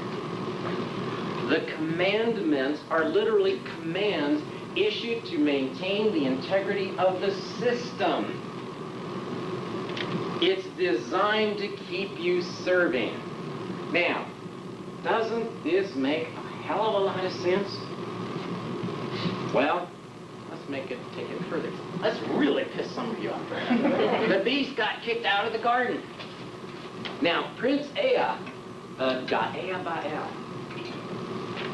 The beast looks at Lord Ea. He is the Lord of those creation lines. What is that to a primitive beast? It's a snake. He's the Lord of the serpents. The Lord of the serpents snuck into the garden and seduced the beast by giving them the knowledge of knowing one another. That's the secret knowledge. The secret of the gods. Now, Baal was evil. He left the garden, he left the system, and he was wandering around in a colony that he established. And he said, sis, I got an idea. See all these rejects over here? You see these rejects? Nobody wants them. The system doesn't want them. What would happen if we took a life form and we gave it free will, complete control of its destiny, able to dream and achieve its goals, to have the passion and the fire to achieve its goals? What would life do without a system? What an experiment of free will. It could do anything. But Sis says, bro, that's great, but they got to live in the jungle. They got to live with the other beasts. And you know what, bro? This is going to be a problem. Because now they don't have a place to live. They don't have any regular food. They don't have any medical care. What are they going to do? I'll tell you what, bro. Some of them are going to go back to the system. And they did. Some of the beasts are standing out here going like, oh, damn, there's lions out here. Lions, tigers, and bears. Oh, my. So they went back to the garden. And they said, Lord of the Word Enlil, please, we want back in. And the Lord of the Word Enlil says, thou may returnest if every seventh day you go and praise me. If you obey all of my commands. If you follow those regulations that I have established for the beast, then you can return, and in this way, and only this way, shall you be redeemed. Redemption lies in obeying my word and using me, accepting me as the one and only God. And some of the beasts said, yo, in a second. But some of the beasts liked bunking. And the rules specifically forbade bunking. I mean, the question even the primitive beast has got to ask himself is, if I'm not supposed to bunk, why do I got a bunker?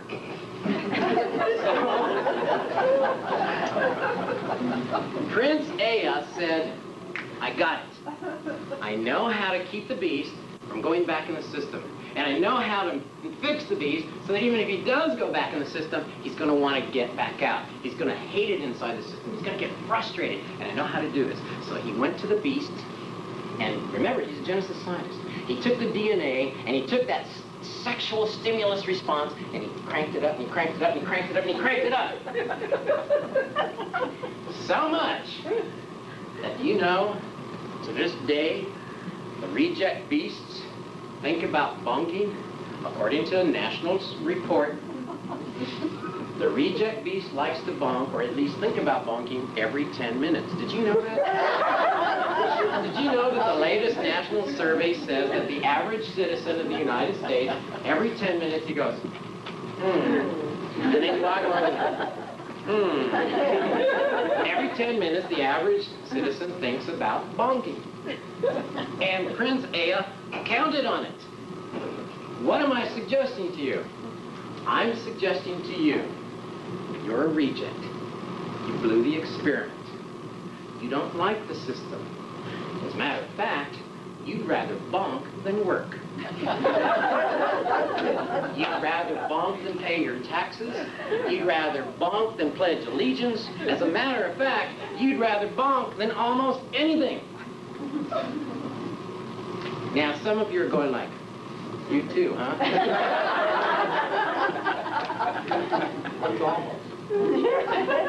And I'll tell you something else. You're a reject, and it's built into your DNA to be frustrated with the system.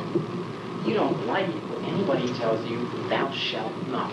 You don't care if it's your parents, you don't care if it's your husband, you don't care if it's the preacher in the pulpit, if it's a damn burning bush itself said, don't do it. You're going to want to go and do it because it's in your DNA. It is hardwired, guys. You wouldn't be in this workshop, you wouldn't be participating in any new philosophy, any new discipline, if you weren't a damn renegade reject. Renegade, dude. That's what you're here for. Now, there are some beasts who love the system. And when they retire, they get their gold watch, they get their little retirement home, they have their little boat so that they can go to the lake. They're very good at business, they're very religious, they're very conformist to the system. And this is not a criticism. Obviously, I'm a reject. I don't like the system and I love the funk. This is what happened. This is how we were created. This is what religion is about. They took this story and they twisted it. Yes, you know what? If you obey all the commands, you are going to get a reward, and you are going to be taken care of, and you are going to have a job, and you are going to have money, and you're going to have a retirement fund, you're going to have a gold watch after 20 years. But you're not going to be allowed to bonk when you want with who you want. It's about serving the system versus serving your own free will. Well, we're getting dangerously close to pizza time. But, You sure? okay, look. The Bible is a crock. There are some historical truths in it, but it's been twisted and it's been manipulated. I'm going to take a break here in a second, but I want to leave you with this thought. There are some beasts that were intelligent. And Prince Ea went to some of these beasts and said, you know what? You're pretty good at this stuff. You got a great memory. And you're able to, in simple terms, relay the information and the teachings that I'm trying to convey. So, remember the term Zu, which meant ultimate master? The diminutive of Zu is Su. It means a master, but not the ultimate master. Several of the beasts became very good at conveying the information, the teachings of Ea to other beasts. They became known as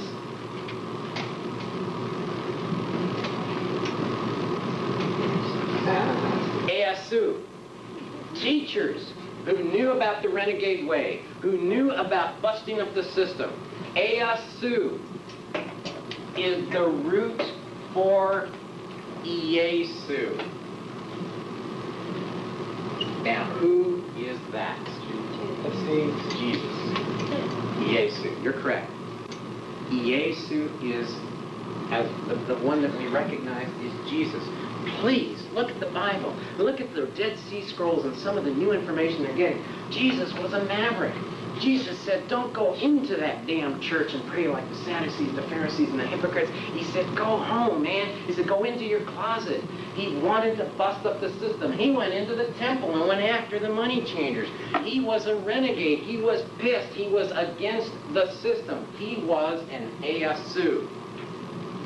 He painted a target on his forehead, and he went out there and he was trying to speak to the masses, and what did they do? They nailed his butt to the cross.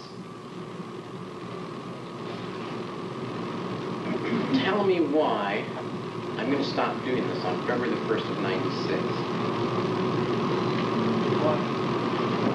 Tell me why. I sure as hell ain't going to get nailed on the cross.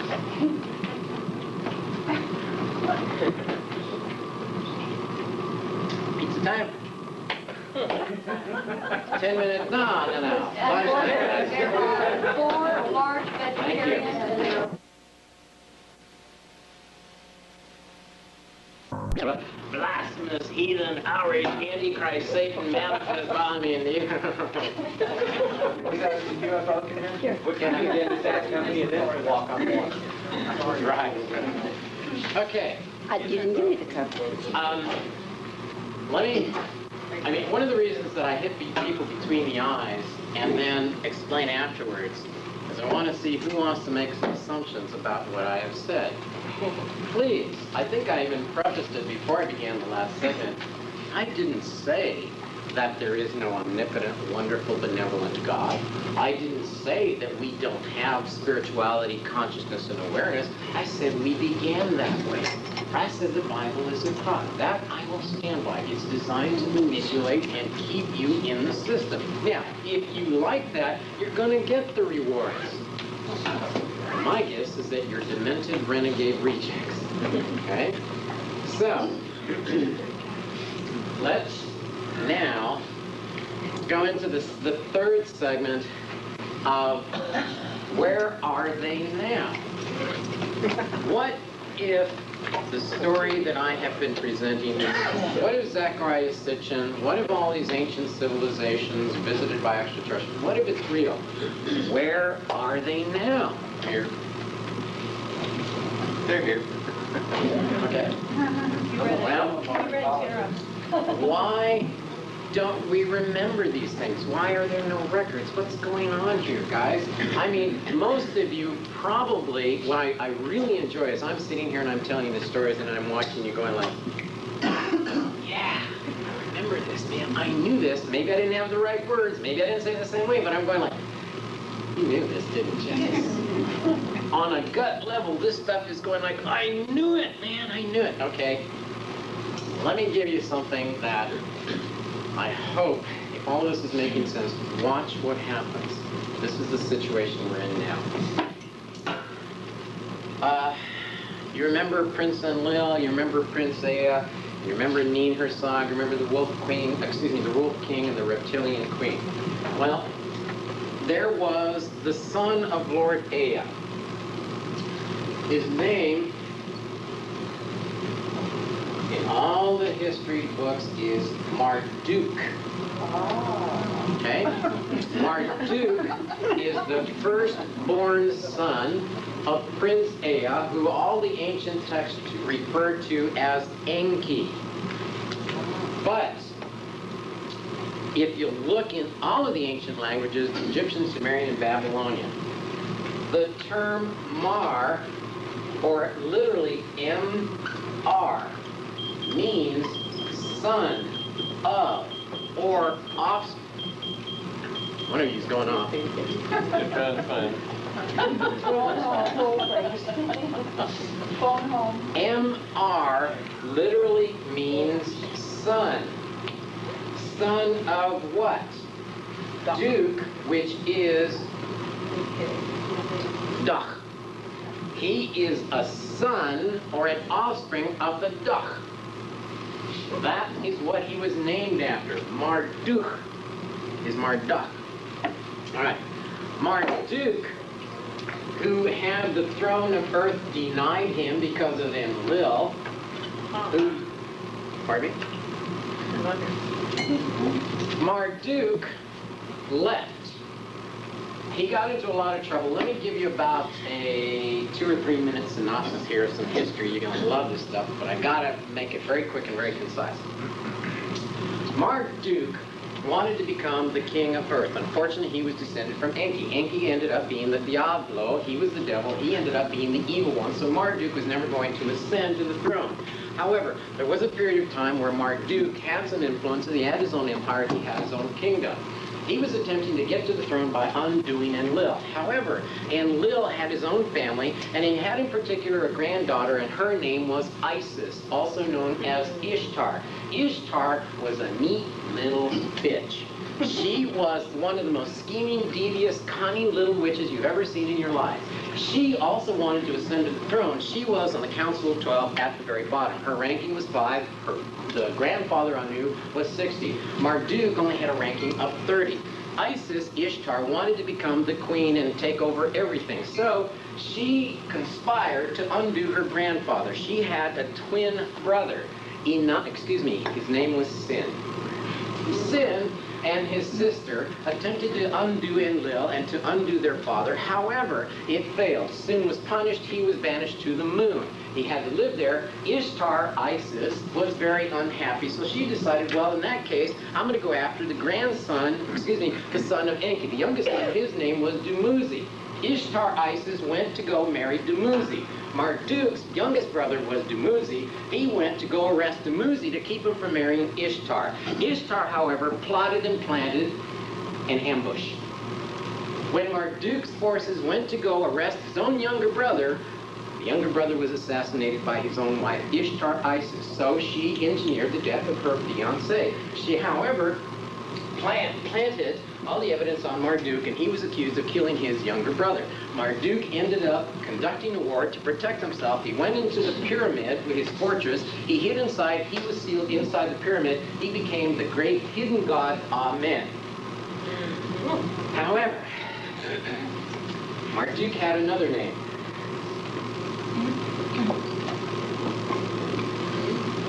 Amen-Ra. Okay? Now, this scenario, unfortunately, it's in Terra 2. Terra 2 is not complete yet. We haven't printed it, but you can find references to it in the Earth Chronicles, the 12th planet. Ra-Marduk, also known as Amen-Ra, sealed up in the pyramid. He was able to escape. He fled into the heavens, and he vowed that someday he would come back. Ishtar, Isis, decided to go and seduce her grandfather, her grand uncle, Prince Ea. She went, she seduced him, she got him drunk, she stole the tablets of destiny. Brother Enlil and Prince Ea had to go and chase after Ishtar. They finally got her to give up the tablets. However, she vowed that she would someday come back and she would take over planet Earth and she would create her own empire. So she fled off into the heavens. When I hear that there is a force that's going to save mankind, going to rescue you and take you to paradise, and it's called the Ashtar Command. Bingo! In a moment, I absolutely know who's behind it and what's going to happen. Send me a postcard. Ra, what is crucial here, I gave you a really concise and probably confusing history, but I tell you, the history of the wolf people reads like a soap opera on steroids. You can't believe the stuff they get into. At any rate, Ra flees into the heavens. Now, how many of you have seen Stargate? Okay, you got to see Stargate. Now, Ra comes back to planet Earth, and he gets rid of his dad, Prince Ea. He gets rid of Prince Enlil. He gets rid of Isis, Ishtar, Nin-Hursag. He gets rid of everybody. He cleans out the empire, and the only people that are allowed to stay are those who obey him and pledge allegiance to Ra. Ra becomes the one and only sun god. He is the Son of God. A prince born of the Creator God, who has to go away, and he comes back. The second coming of the Lord Creator. What is that?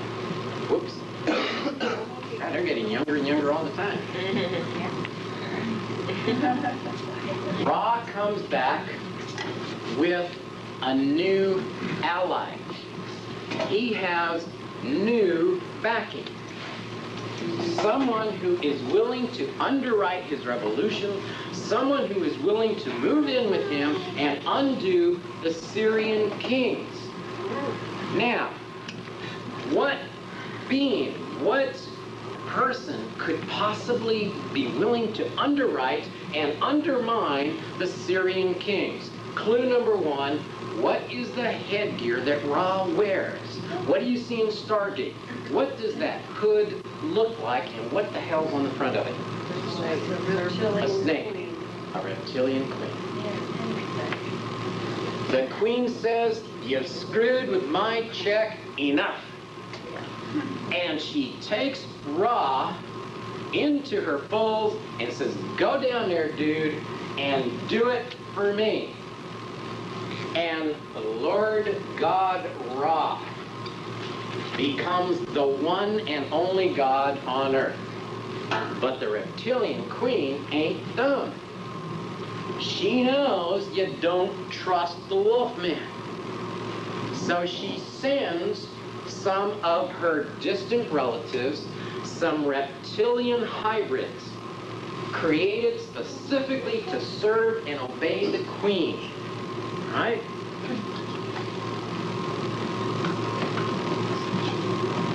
They are called Shetu. Little lizard hybrids who follow and obey the queen's command. Now, the Shetu hybrid beasts also were created to serve the system.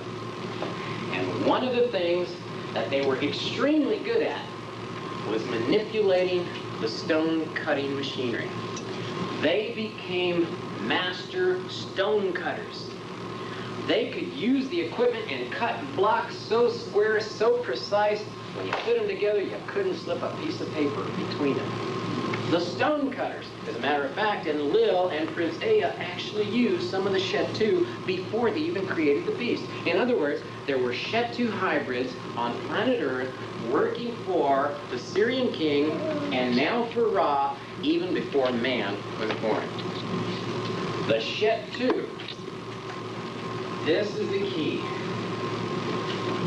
The administrators of Ra, the reptilian queen's insurance that Ra would always obey. Ra, egocentric sucker, comes in and says, I am from now on the one and only God. And we have proof.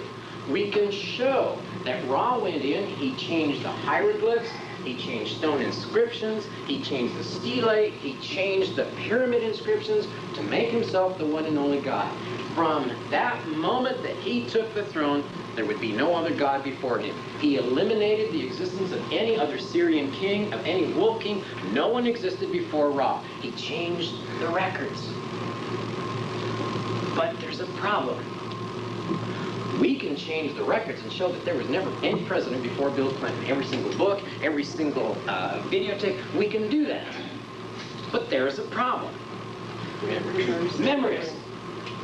You've got hybrid beasts that are working for the system.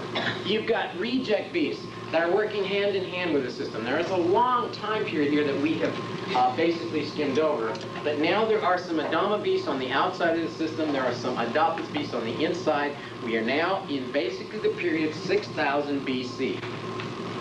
It was civilized. There were humans everywhere. They're like, some of them, cockroaches. You may not like them, but they're here to stay. So, Ra changes the records, but you got the memories. Now what? Ra says, guys, don't you have a technology that would allow me to eliminate memories? Oh yeah, a mech technology. Reprogramming the brain. The reptilians are famous for it. Let's reprogram the brains. So, the Lord God Ra calls the Shetu stonecutters. They were loyal, obedient slaves. And he said, guys, I want you to erase their memories. I want you to set up a reprogramming center, and I want you to march them in there one by one or in groups, and I want you to reprogram their brains so that they will never remember anything above and beyond my existence. There will be no memory beyond the year 6000 BC, according to the way we refer to time frame. The Shetu lizards began to take row number one, and they marched them down a long, dark tunnel into the reprogramming center where the lights were bright. You need a lot of light to reprogram the brain. And the beasts that were marched in there, they came out, yes sir, Lord God Ra, the one and only God Ra, there was no other God before thee, I shall obey thee no matter what thou says. Yes sir, anything you say. They were obedient. And they couldn't remember anything before Ra. But they had one memory. It was a long tunnel. The bright light at the end. They remembered that. But it nagged them, it bothered them. But they all had it. And the Shet-2 lizards were given free rein, complete liberty to do anything necessary to get all of the hybrids and all the residents of planet Earth and to march them into that damn tunnel. Lord God Ra and the reptilian queen said, look, you promise them food. You promise them all their loved ones who had ever been in their lives and passed away, they're going to be at the end of the light. You promise them an orgy. You promise them heaven. You promise them anything it takes to get them into that damn light. You have complete and total free hand getting them into that tunnel. And from the day they were born, they were taught, go to the light. Your loved ones are there. Paradise is there. And go into the light and everything will be okay. It was. Because when they died, they were sent into the reprogramming chamber.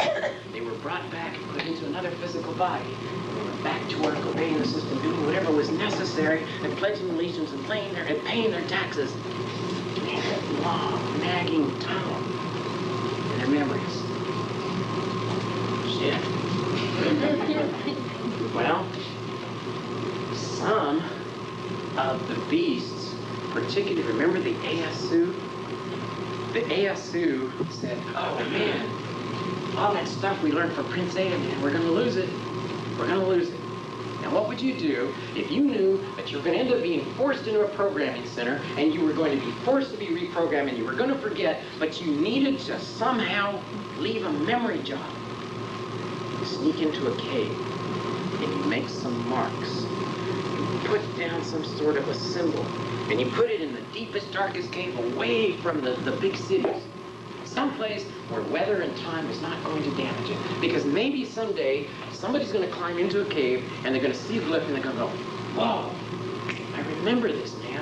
I remember this. So some Aesu began to plant clues everywhere they could. But some of the Aesu, they said, you know what? What if Earth is swept clean somehow? Where else can we put it to be sure? There's the moon. There's Mars. Let's send some Aesu, get them to the planet Mars, and we'll leave a monument. Let's build a face. Let's build a pyramid. Let's put the mathematical formulas. Let's put our science into these monuments. So that someday, maybe the beast is going to break free and somebody's going to go up there and suddenly there's a damn face on Mars and they're going to go, whoa! And somebody's going to remember it and somebody's going to figure out the science and we're going to figure out the mathematics. We're going to remember this story. So, they did.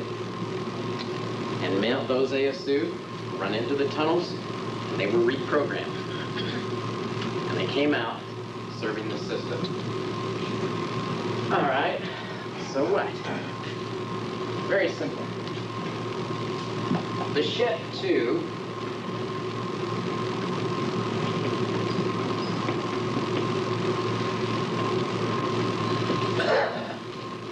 were stonemasons. For what? Stone masons. Stone cutters. That was their original assignment.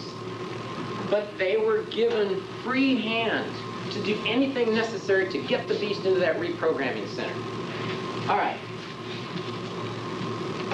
In time, the Shet-2 said, "O Ra, thou once and only God who is dependent on us to do everything necessary, whom our Lord Queen said it's okay for you to be the king." Excuse me. We want it back. And they kicked out Lord Ra. But Ra had already figured out they're setting me up. So he said, who can I trust? The administration of the kingdom and my money. Who can I trust? So Lord Ra took the administration of the kingdom, removed it from the Shet-2. Now, this is before the rebellion, and he said, you know what? There are a couple of priests I can trust. These priests were known as, you're right, the term then was Perea. We now call it Pharaoh. Oops. The Pharaoh. They were entrusted with the administration of the kingdom. The money he gave to his children. All of my offspring, you hold the money, you control the money, we'll be okay, the Shetu lizards won't get it. Ra, in becoming the one and only God, the one and only Father, was known as Ra-Ka, which literally means Father Essence, the ultimate Father. In approximately 6,000 BC, Ra turned over the money to Ka. Suffix M means of, offspring, the children of. However, Kam, Ka'am, eventually became Kam, but Kam was an ancient word for shield.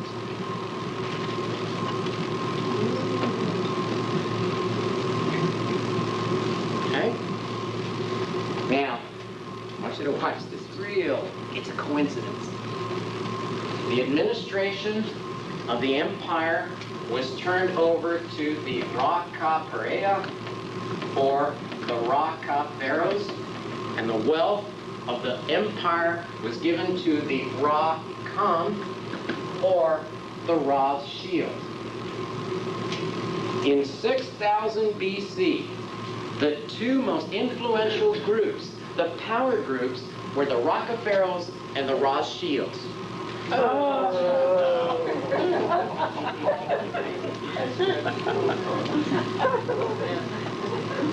It's funny, but it ought to scare the hell out of you.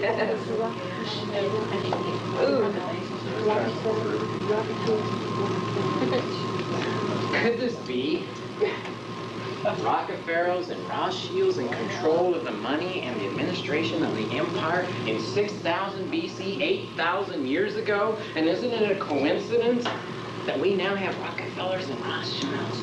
Is that possible, Robert? I don't know. You check it out. All right.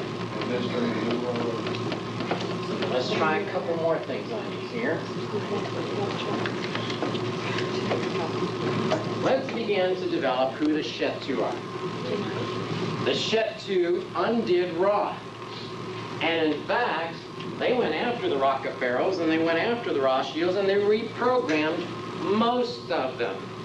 Some of the Ra-Ka pharaohs and some of the Ra's shields said, yo, dude, do them. I'll do anything you want.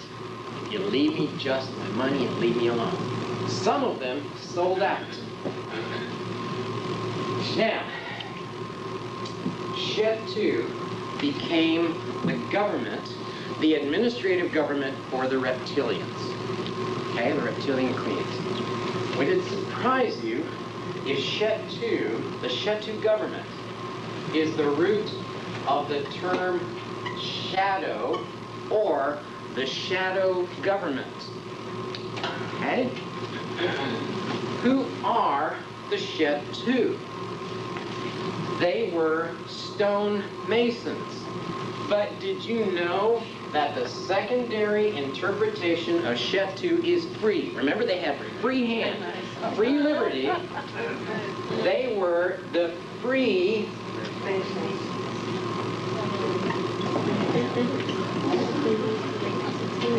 masons. Now, coincidence. How many presidents, how many kings, how many queens, how many influential societies throughout mankind's history are all members of the Freemasons? Even if there's only 2 that aren't. Curiously, the Shetu were the first Freemasons. Now, but who are these little lizard dudes? What if I told you that even further interpretations of the word Shetu, Shetu literally means to seize or to abduct. Now, try to imagine this. Little lizard hybrids. Take a lizard, put it on its hind legs. Very thin body. Long, thin arms and legs.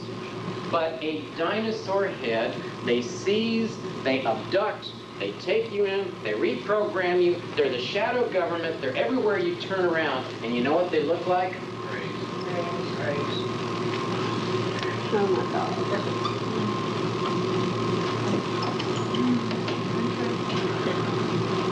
I am going to suggest to you, we are where we are because of these guys. They were the original Freemasons.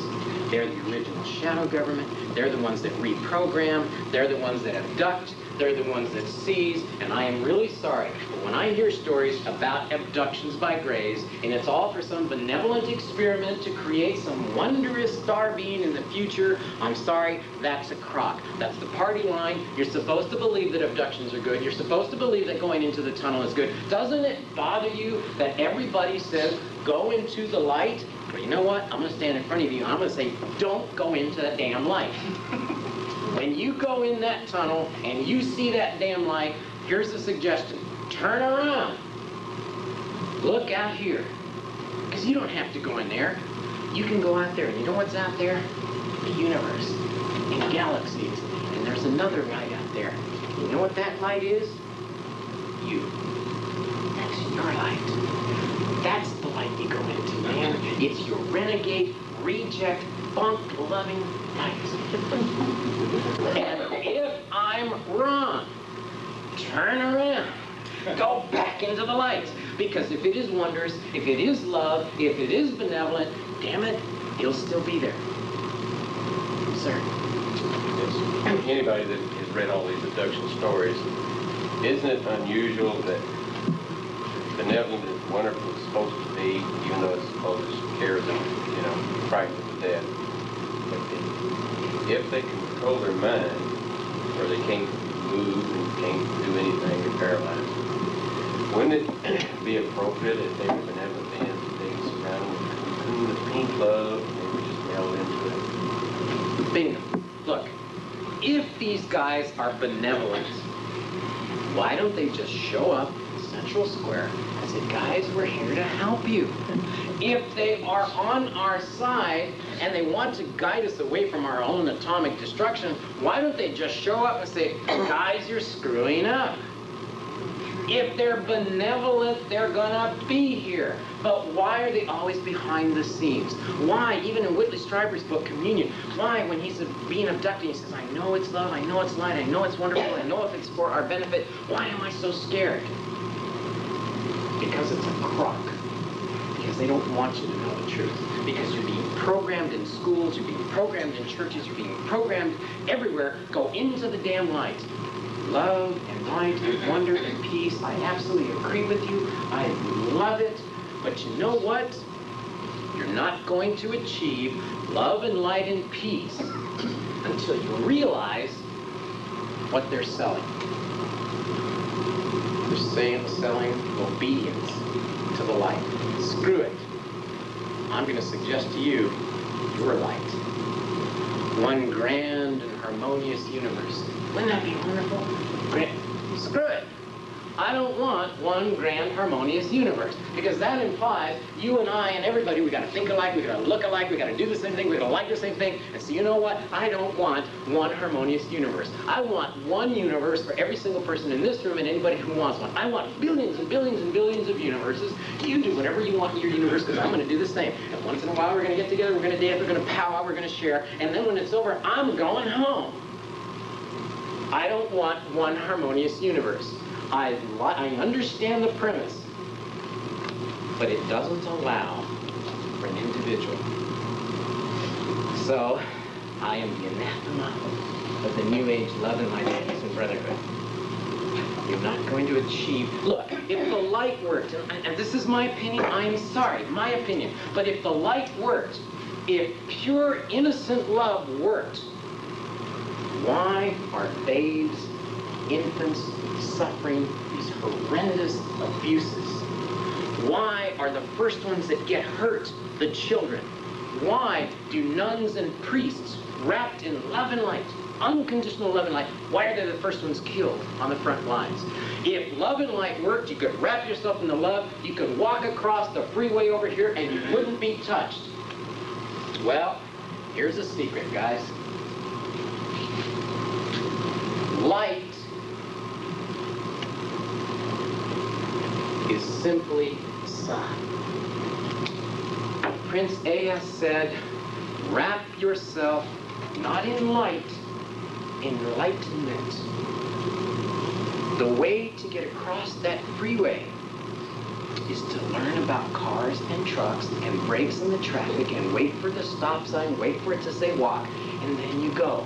Because if you wrap yourself in this blind light and take a step, your ass is mush. Awareness, enlightenment, wisdom and knowledge. If wrapping yourself in the light would work, you could plop yourself down in a rattlesnake cage in a den and you never get bit. Sorry. Smart thing to do is to know which snake you can sleep next to. Don't be judgmental. I'm sorry. Judgmental means making a decision. And until you make a decision, you're not going to take control of your life. Now, here's going to piss some of you off. Some more. More. Don't go into the light. It's a trick. Go after your light. Make judgments. Trust your gut. It's okay to get pissed, and it's okay to hate. It is a valid emotion. It's okay to go, yuck, shit, I'm going this way. That's their universe. This is mine. My judgment, my gut says, I gotta do this.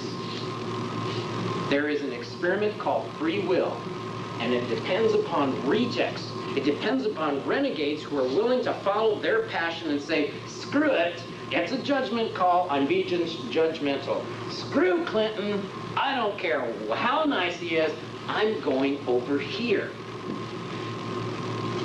On the other hand, pledge allegiance to Clinton, she'll have a job in civil service, and you'll never be a disgruntled postman.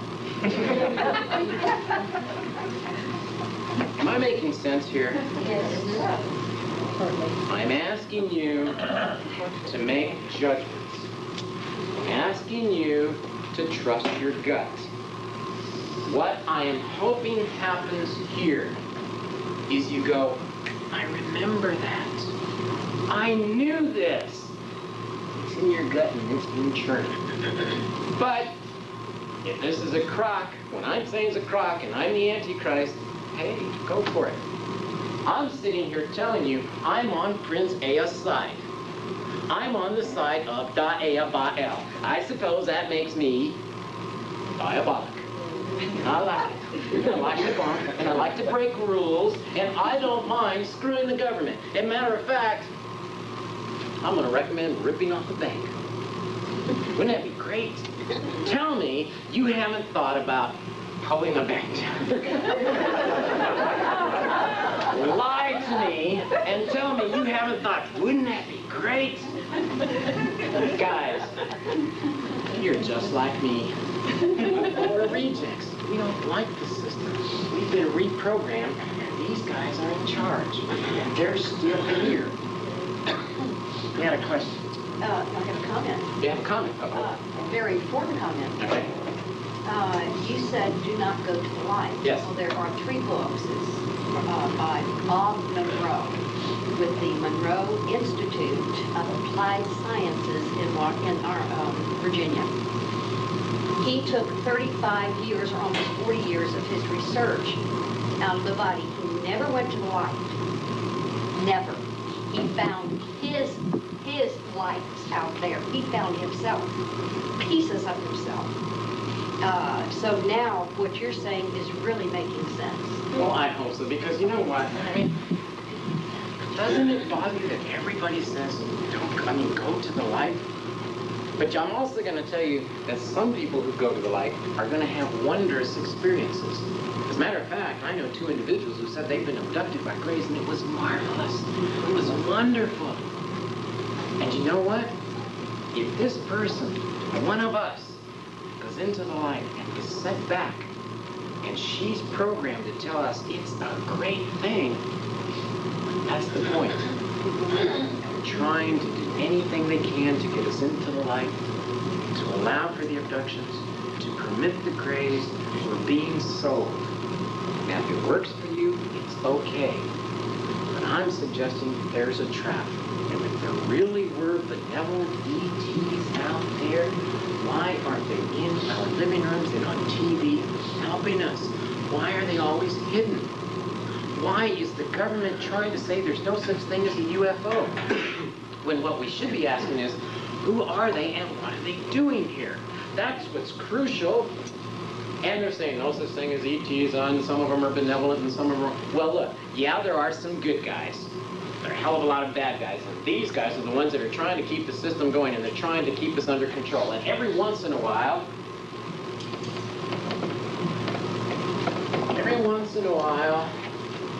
a renegade star system says, let's go down and screw the lizards.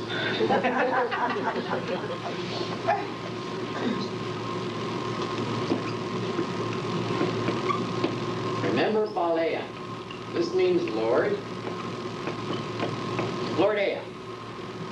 Fled. He said, screw it. My son came in, he kicked me out. My brother kicked me out. My dad's upset with me. Planets and worlds, the reptilian creed. I mean, I think I've got it bad because I work against a lot of systems, but man, he took on worlds, he took on empires, he took on a galaxy. And he said, I've had it. So he fled to another star system. He found a fledgling star system, barely a few billion years old. That's nothing. And he took over the system and he said, all right, here's the rule. One rule. There are no rules. Rejects, renegades, pissed off with the system, people, you can come to my star system.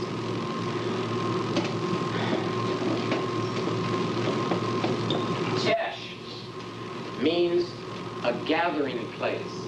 It is, actually literally means a holy place, like a church. He fled to a star system and created a new colony. It was called Balea Tesh.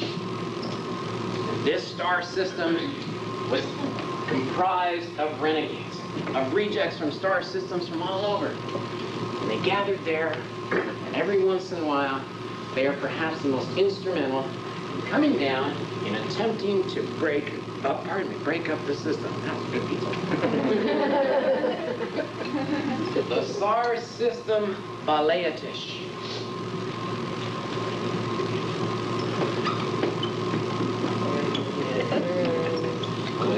Oh, wow. Pleiades. Balea Tesh. The Pleiadians are good guys in that they want to undo the system. But there are Pleiadians who said, screw the system. We need some help, we need some money, we need whatever. There are good guys, there are bad guys. But for the most part, the Pleiadians are the race at the core of trying to undo the lizards. Well, one day, not too long ago, they sent down a ship with some scouts looking for a break, a chink in the armor of the reptilians, the lizards. And they found a corridor where there's a tremendous amount of travel, very crucial to the lizards. It's like I-10, the Peshman 10. There's a corridor that runs through the Four Corners area. And they were looking for a way to break down the system, this corridor. Unfortunately, they themselves got caught behind the lines. They were attacked. The ship was downed. It crashed in approximately the Four Corners area of Utah, New Mexico, Colorado, and Arizona. And it came down in August of 1947. Who was in the ship?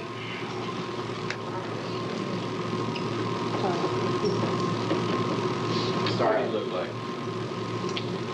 I said a moment. What I am suggesting to you overall, if you were raw and got kicked out, would you want to come back? If you were in Lil and got kicked out, would you want to come back? Do you think the wolf people want to come back from Sirius and take over the solar system? The reptilian queen constantly has those who want to undo her. Do you think the lizards might turn on her? I'm suggesting this to you, that there is a war on right now for planet Earth. We happen to be the guardians and the tenders of planet Earth. It is our task to go along with the prize. And it is absolutely necessary that when you fight over the farm, you do not disturb the beast who maintains the farm. You must not allow the beast to witness the wars. You must not allow him to be disturbed. You must not break the system for the farm. There is a war, and we are the prize. And here is something I'm going to leave you with this, and then I'll answer about the Star Wars. We'll go to questions and answers. Lord Ea, when he finally fled to the Pleiades, Baleatesh, he said, you know what, man? I got to give it a shot. I got to do something. I have a beast who is not aware, who doesn't have a soul, who doesn't have the consciousness. He's a beast. Why can't I get that last little spark, that fire, that passion that would really make him an independent free will being? So, he couldn't come up with something until one day he's approached. He's approached by beings from another planet, from another galaxy. And in that galaxy, there is no system. These beings had, in their evolution, left the need for a physical body. They had learned to use internal energy. They had learned to use their internal essence to climb the mountain. They didn't need a boat. They didn't need a ship. They didn't need steps. They were able to use their own energy. And as they used more and more internal energy, they needed less and less density. The Syrians and the reptilians said, screw using my internal energy, let's just build a damn escalator. So, these beings from another galaxy take the evolutionary formula and plug in a bird. A humanoid bird. And as they evolved, these beings lost their density. They lost their need for a physical body. But you know what? They liked funky. So, for courtship purposes, they retained their wings. But in the dark, when there's no sunlight, the energy beings glowed. And they came to Prince Ea. I said, do you really want to give him passion? Do you really want to give him independent free will? And I'll tell you what we're going to do. We're going to give you one of our own strands of DNA. And you hardwire it into the beast.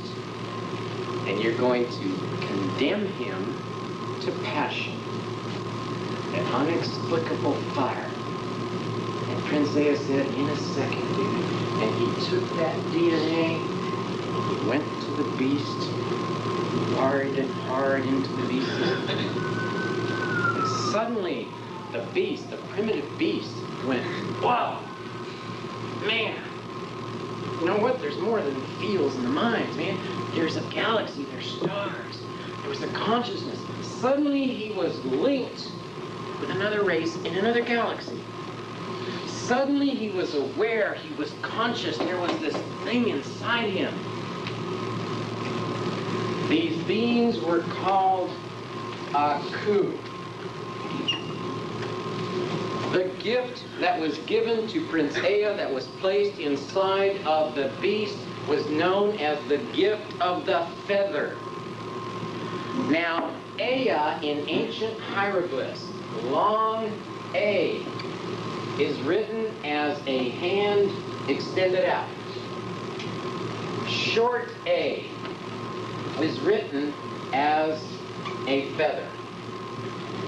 Ea in ancient hieroglyphs is a hand extending a feather. gift of the feather was that strand, that filament of DNA that makes you go, whoa. It's about love. It's about irrationality. It's about fire. It's about knowing it's not good for you, but doing it anyway. Because your fire wants you to do that. The Aku said, Prince Ea, please let your beasts know this. We're going to include a hardwired clue into this strand of DNA so that they will know, because they've never experienced it, you're going to know how and when you're in touch with your passion. When you're one with your fire, here's what's going to happen to the beast. He's going to see feathers. They're going to manifest in front of him. He's going to dream about feathered beings. He's going to have feathered beings in his life. Birds will fly in. Suddenly the feather is going to become a crucial part of his existence. And people who are one with their fire, one with their passion, they have dreams. And they go, whoa, an Indian guide. No, no. It's not cool. But what we on this planet recognize as a person constantly wrapped in feathers is an Indian. It's not correct. It's an Aku. The gift of the feather is this. When you're one with your fire, feathers are going to fall out of the sky. You're going to dream about feathered beings. Birds are going to appear. Feathers are going to appear in the middle of your living room floor. Feathers will be everywhere. It is the Aku. Now remember, the K sounds like a G. Aku.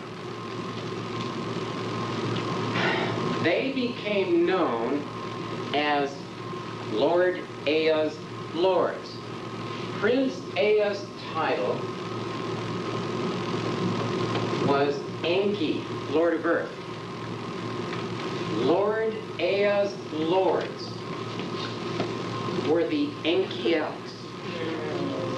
The Enk-Els. Angels. Who were responsible for the passion. Who are responsible for that irrational, illogical fire. It's a gift that came from them. But ain't enough. Prince Ea says, wow, I got a beast, man, unleashed. Fire unleashed. Now what are you going to do with that? And Prince Ea said, I only got one thing left to do, man. Prince Ea, eldest son of the Syrian king responsible for the lordship of planet Earth and the solar system in this neck of the woods, Prince Ea pricked his finger. And he took his own DNA and he mixed it with the beast. And in doing that, the reject became a son of the Lord Creator. He was an offspring of the God of creation himself. Lord Ea endowed us through his own DNA with the right of royalty. We can assume the damn throne of planet Earth in our own solar system. We have the right to assume control of our planet. And we have the fire, and we have the passion, and you know what? The system says, Jesus Christ. Don't let them know this story. Because if 51% of them stand up and say, I'm as mad as hell and I'm not going to take it anymore, I want the aliens out, I want the Greys out, I have a right to the throne of this planet, we're going to take over and we have a right to do it. And you know what? We're going to make it a free will, passionate, bog-loving empire.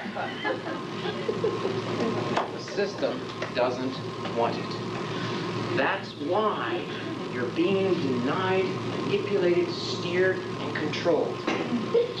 God bless you. And the lizard said, oh, shit. What if they find out about the story?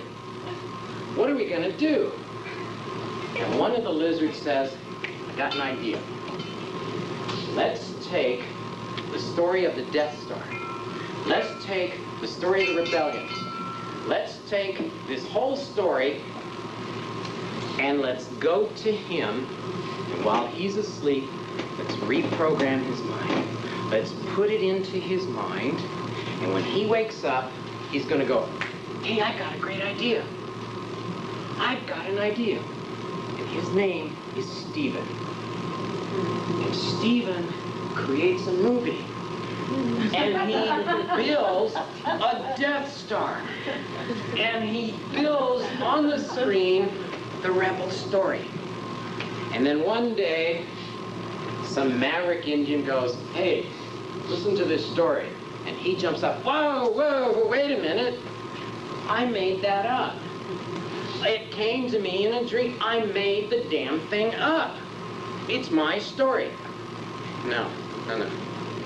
That was planted. And I'm going to plant in her mind the story of minotaurs and unicorns, and you write the book. And then when somebody says, unicorns are real, and the minotaur was real, and she says, no, wait a minute. I made it up. I made it up, guys.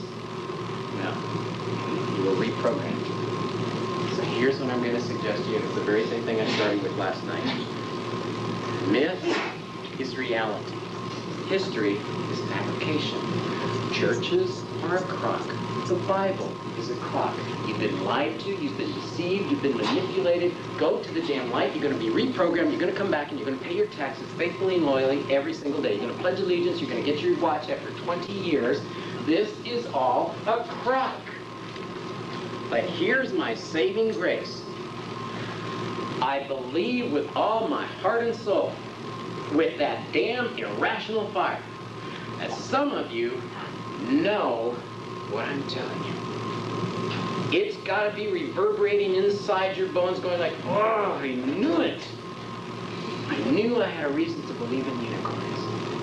I knew I liked the Minotaur and legends, and I knew Disney was right when he built the story of the Beauty and the Beast, and I love Star Wars because I remember it. Am I making any sense, guys? Good. Because we've been lied to.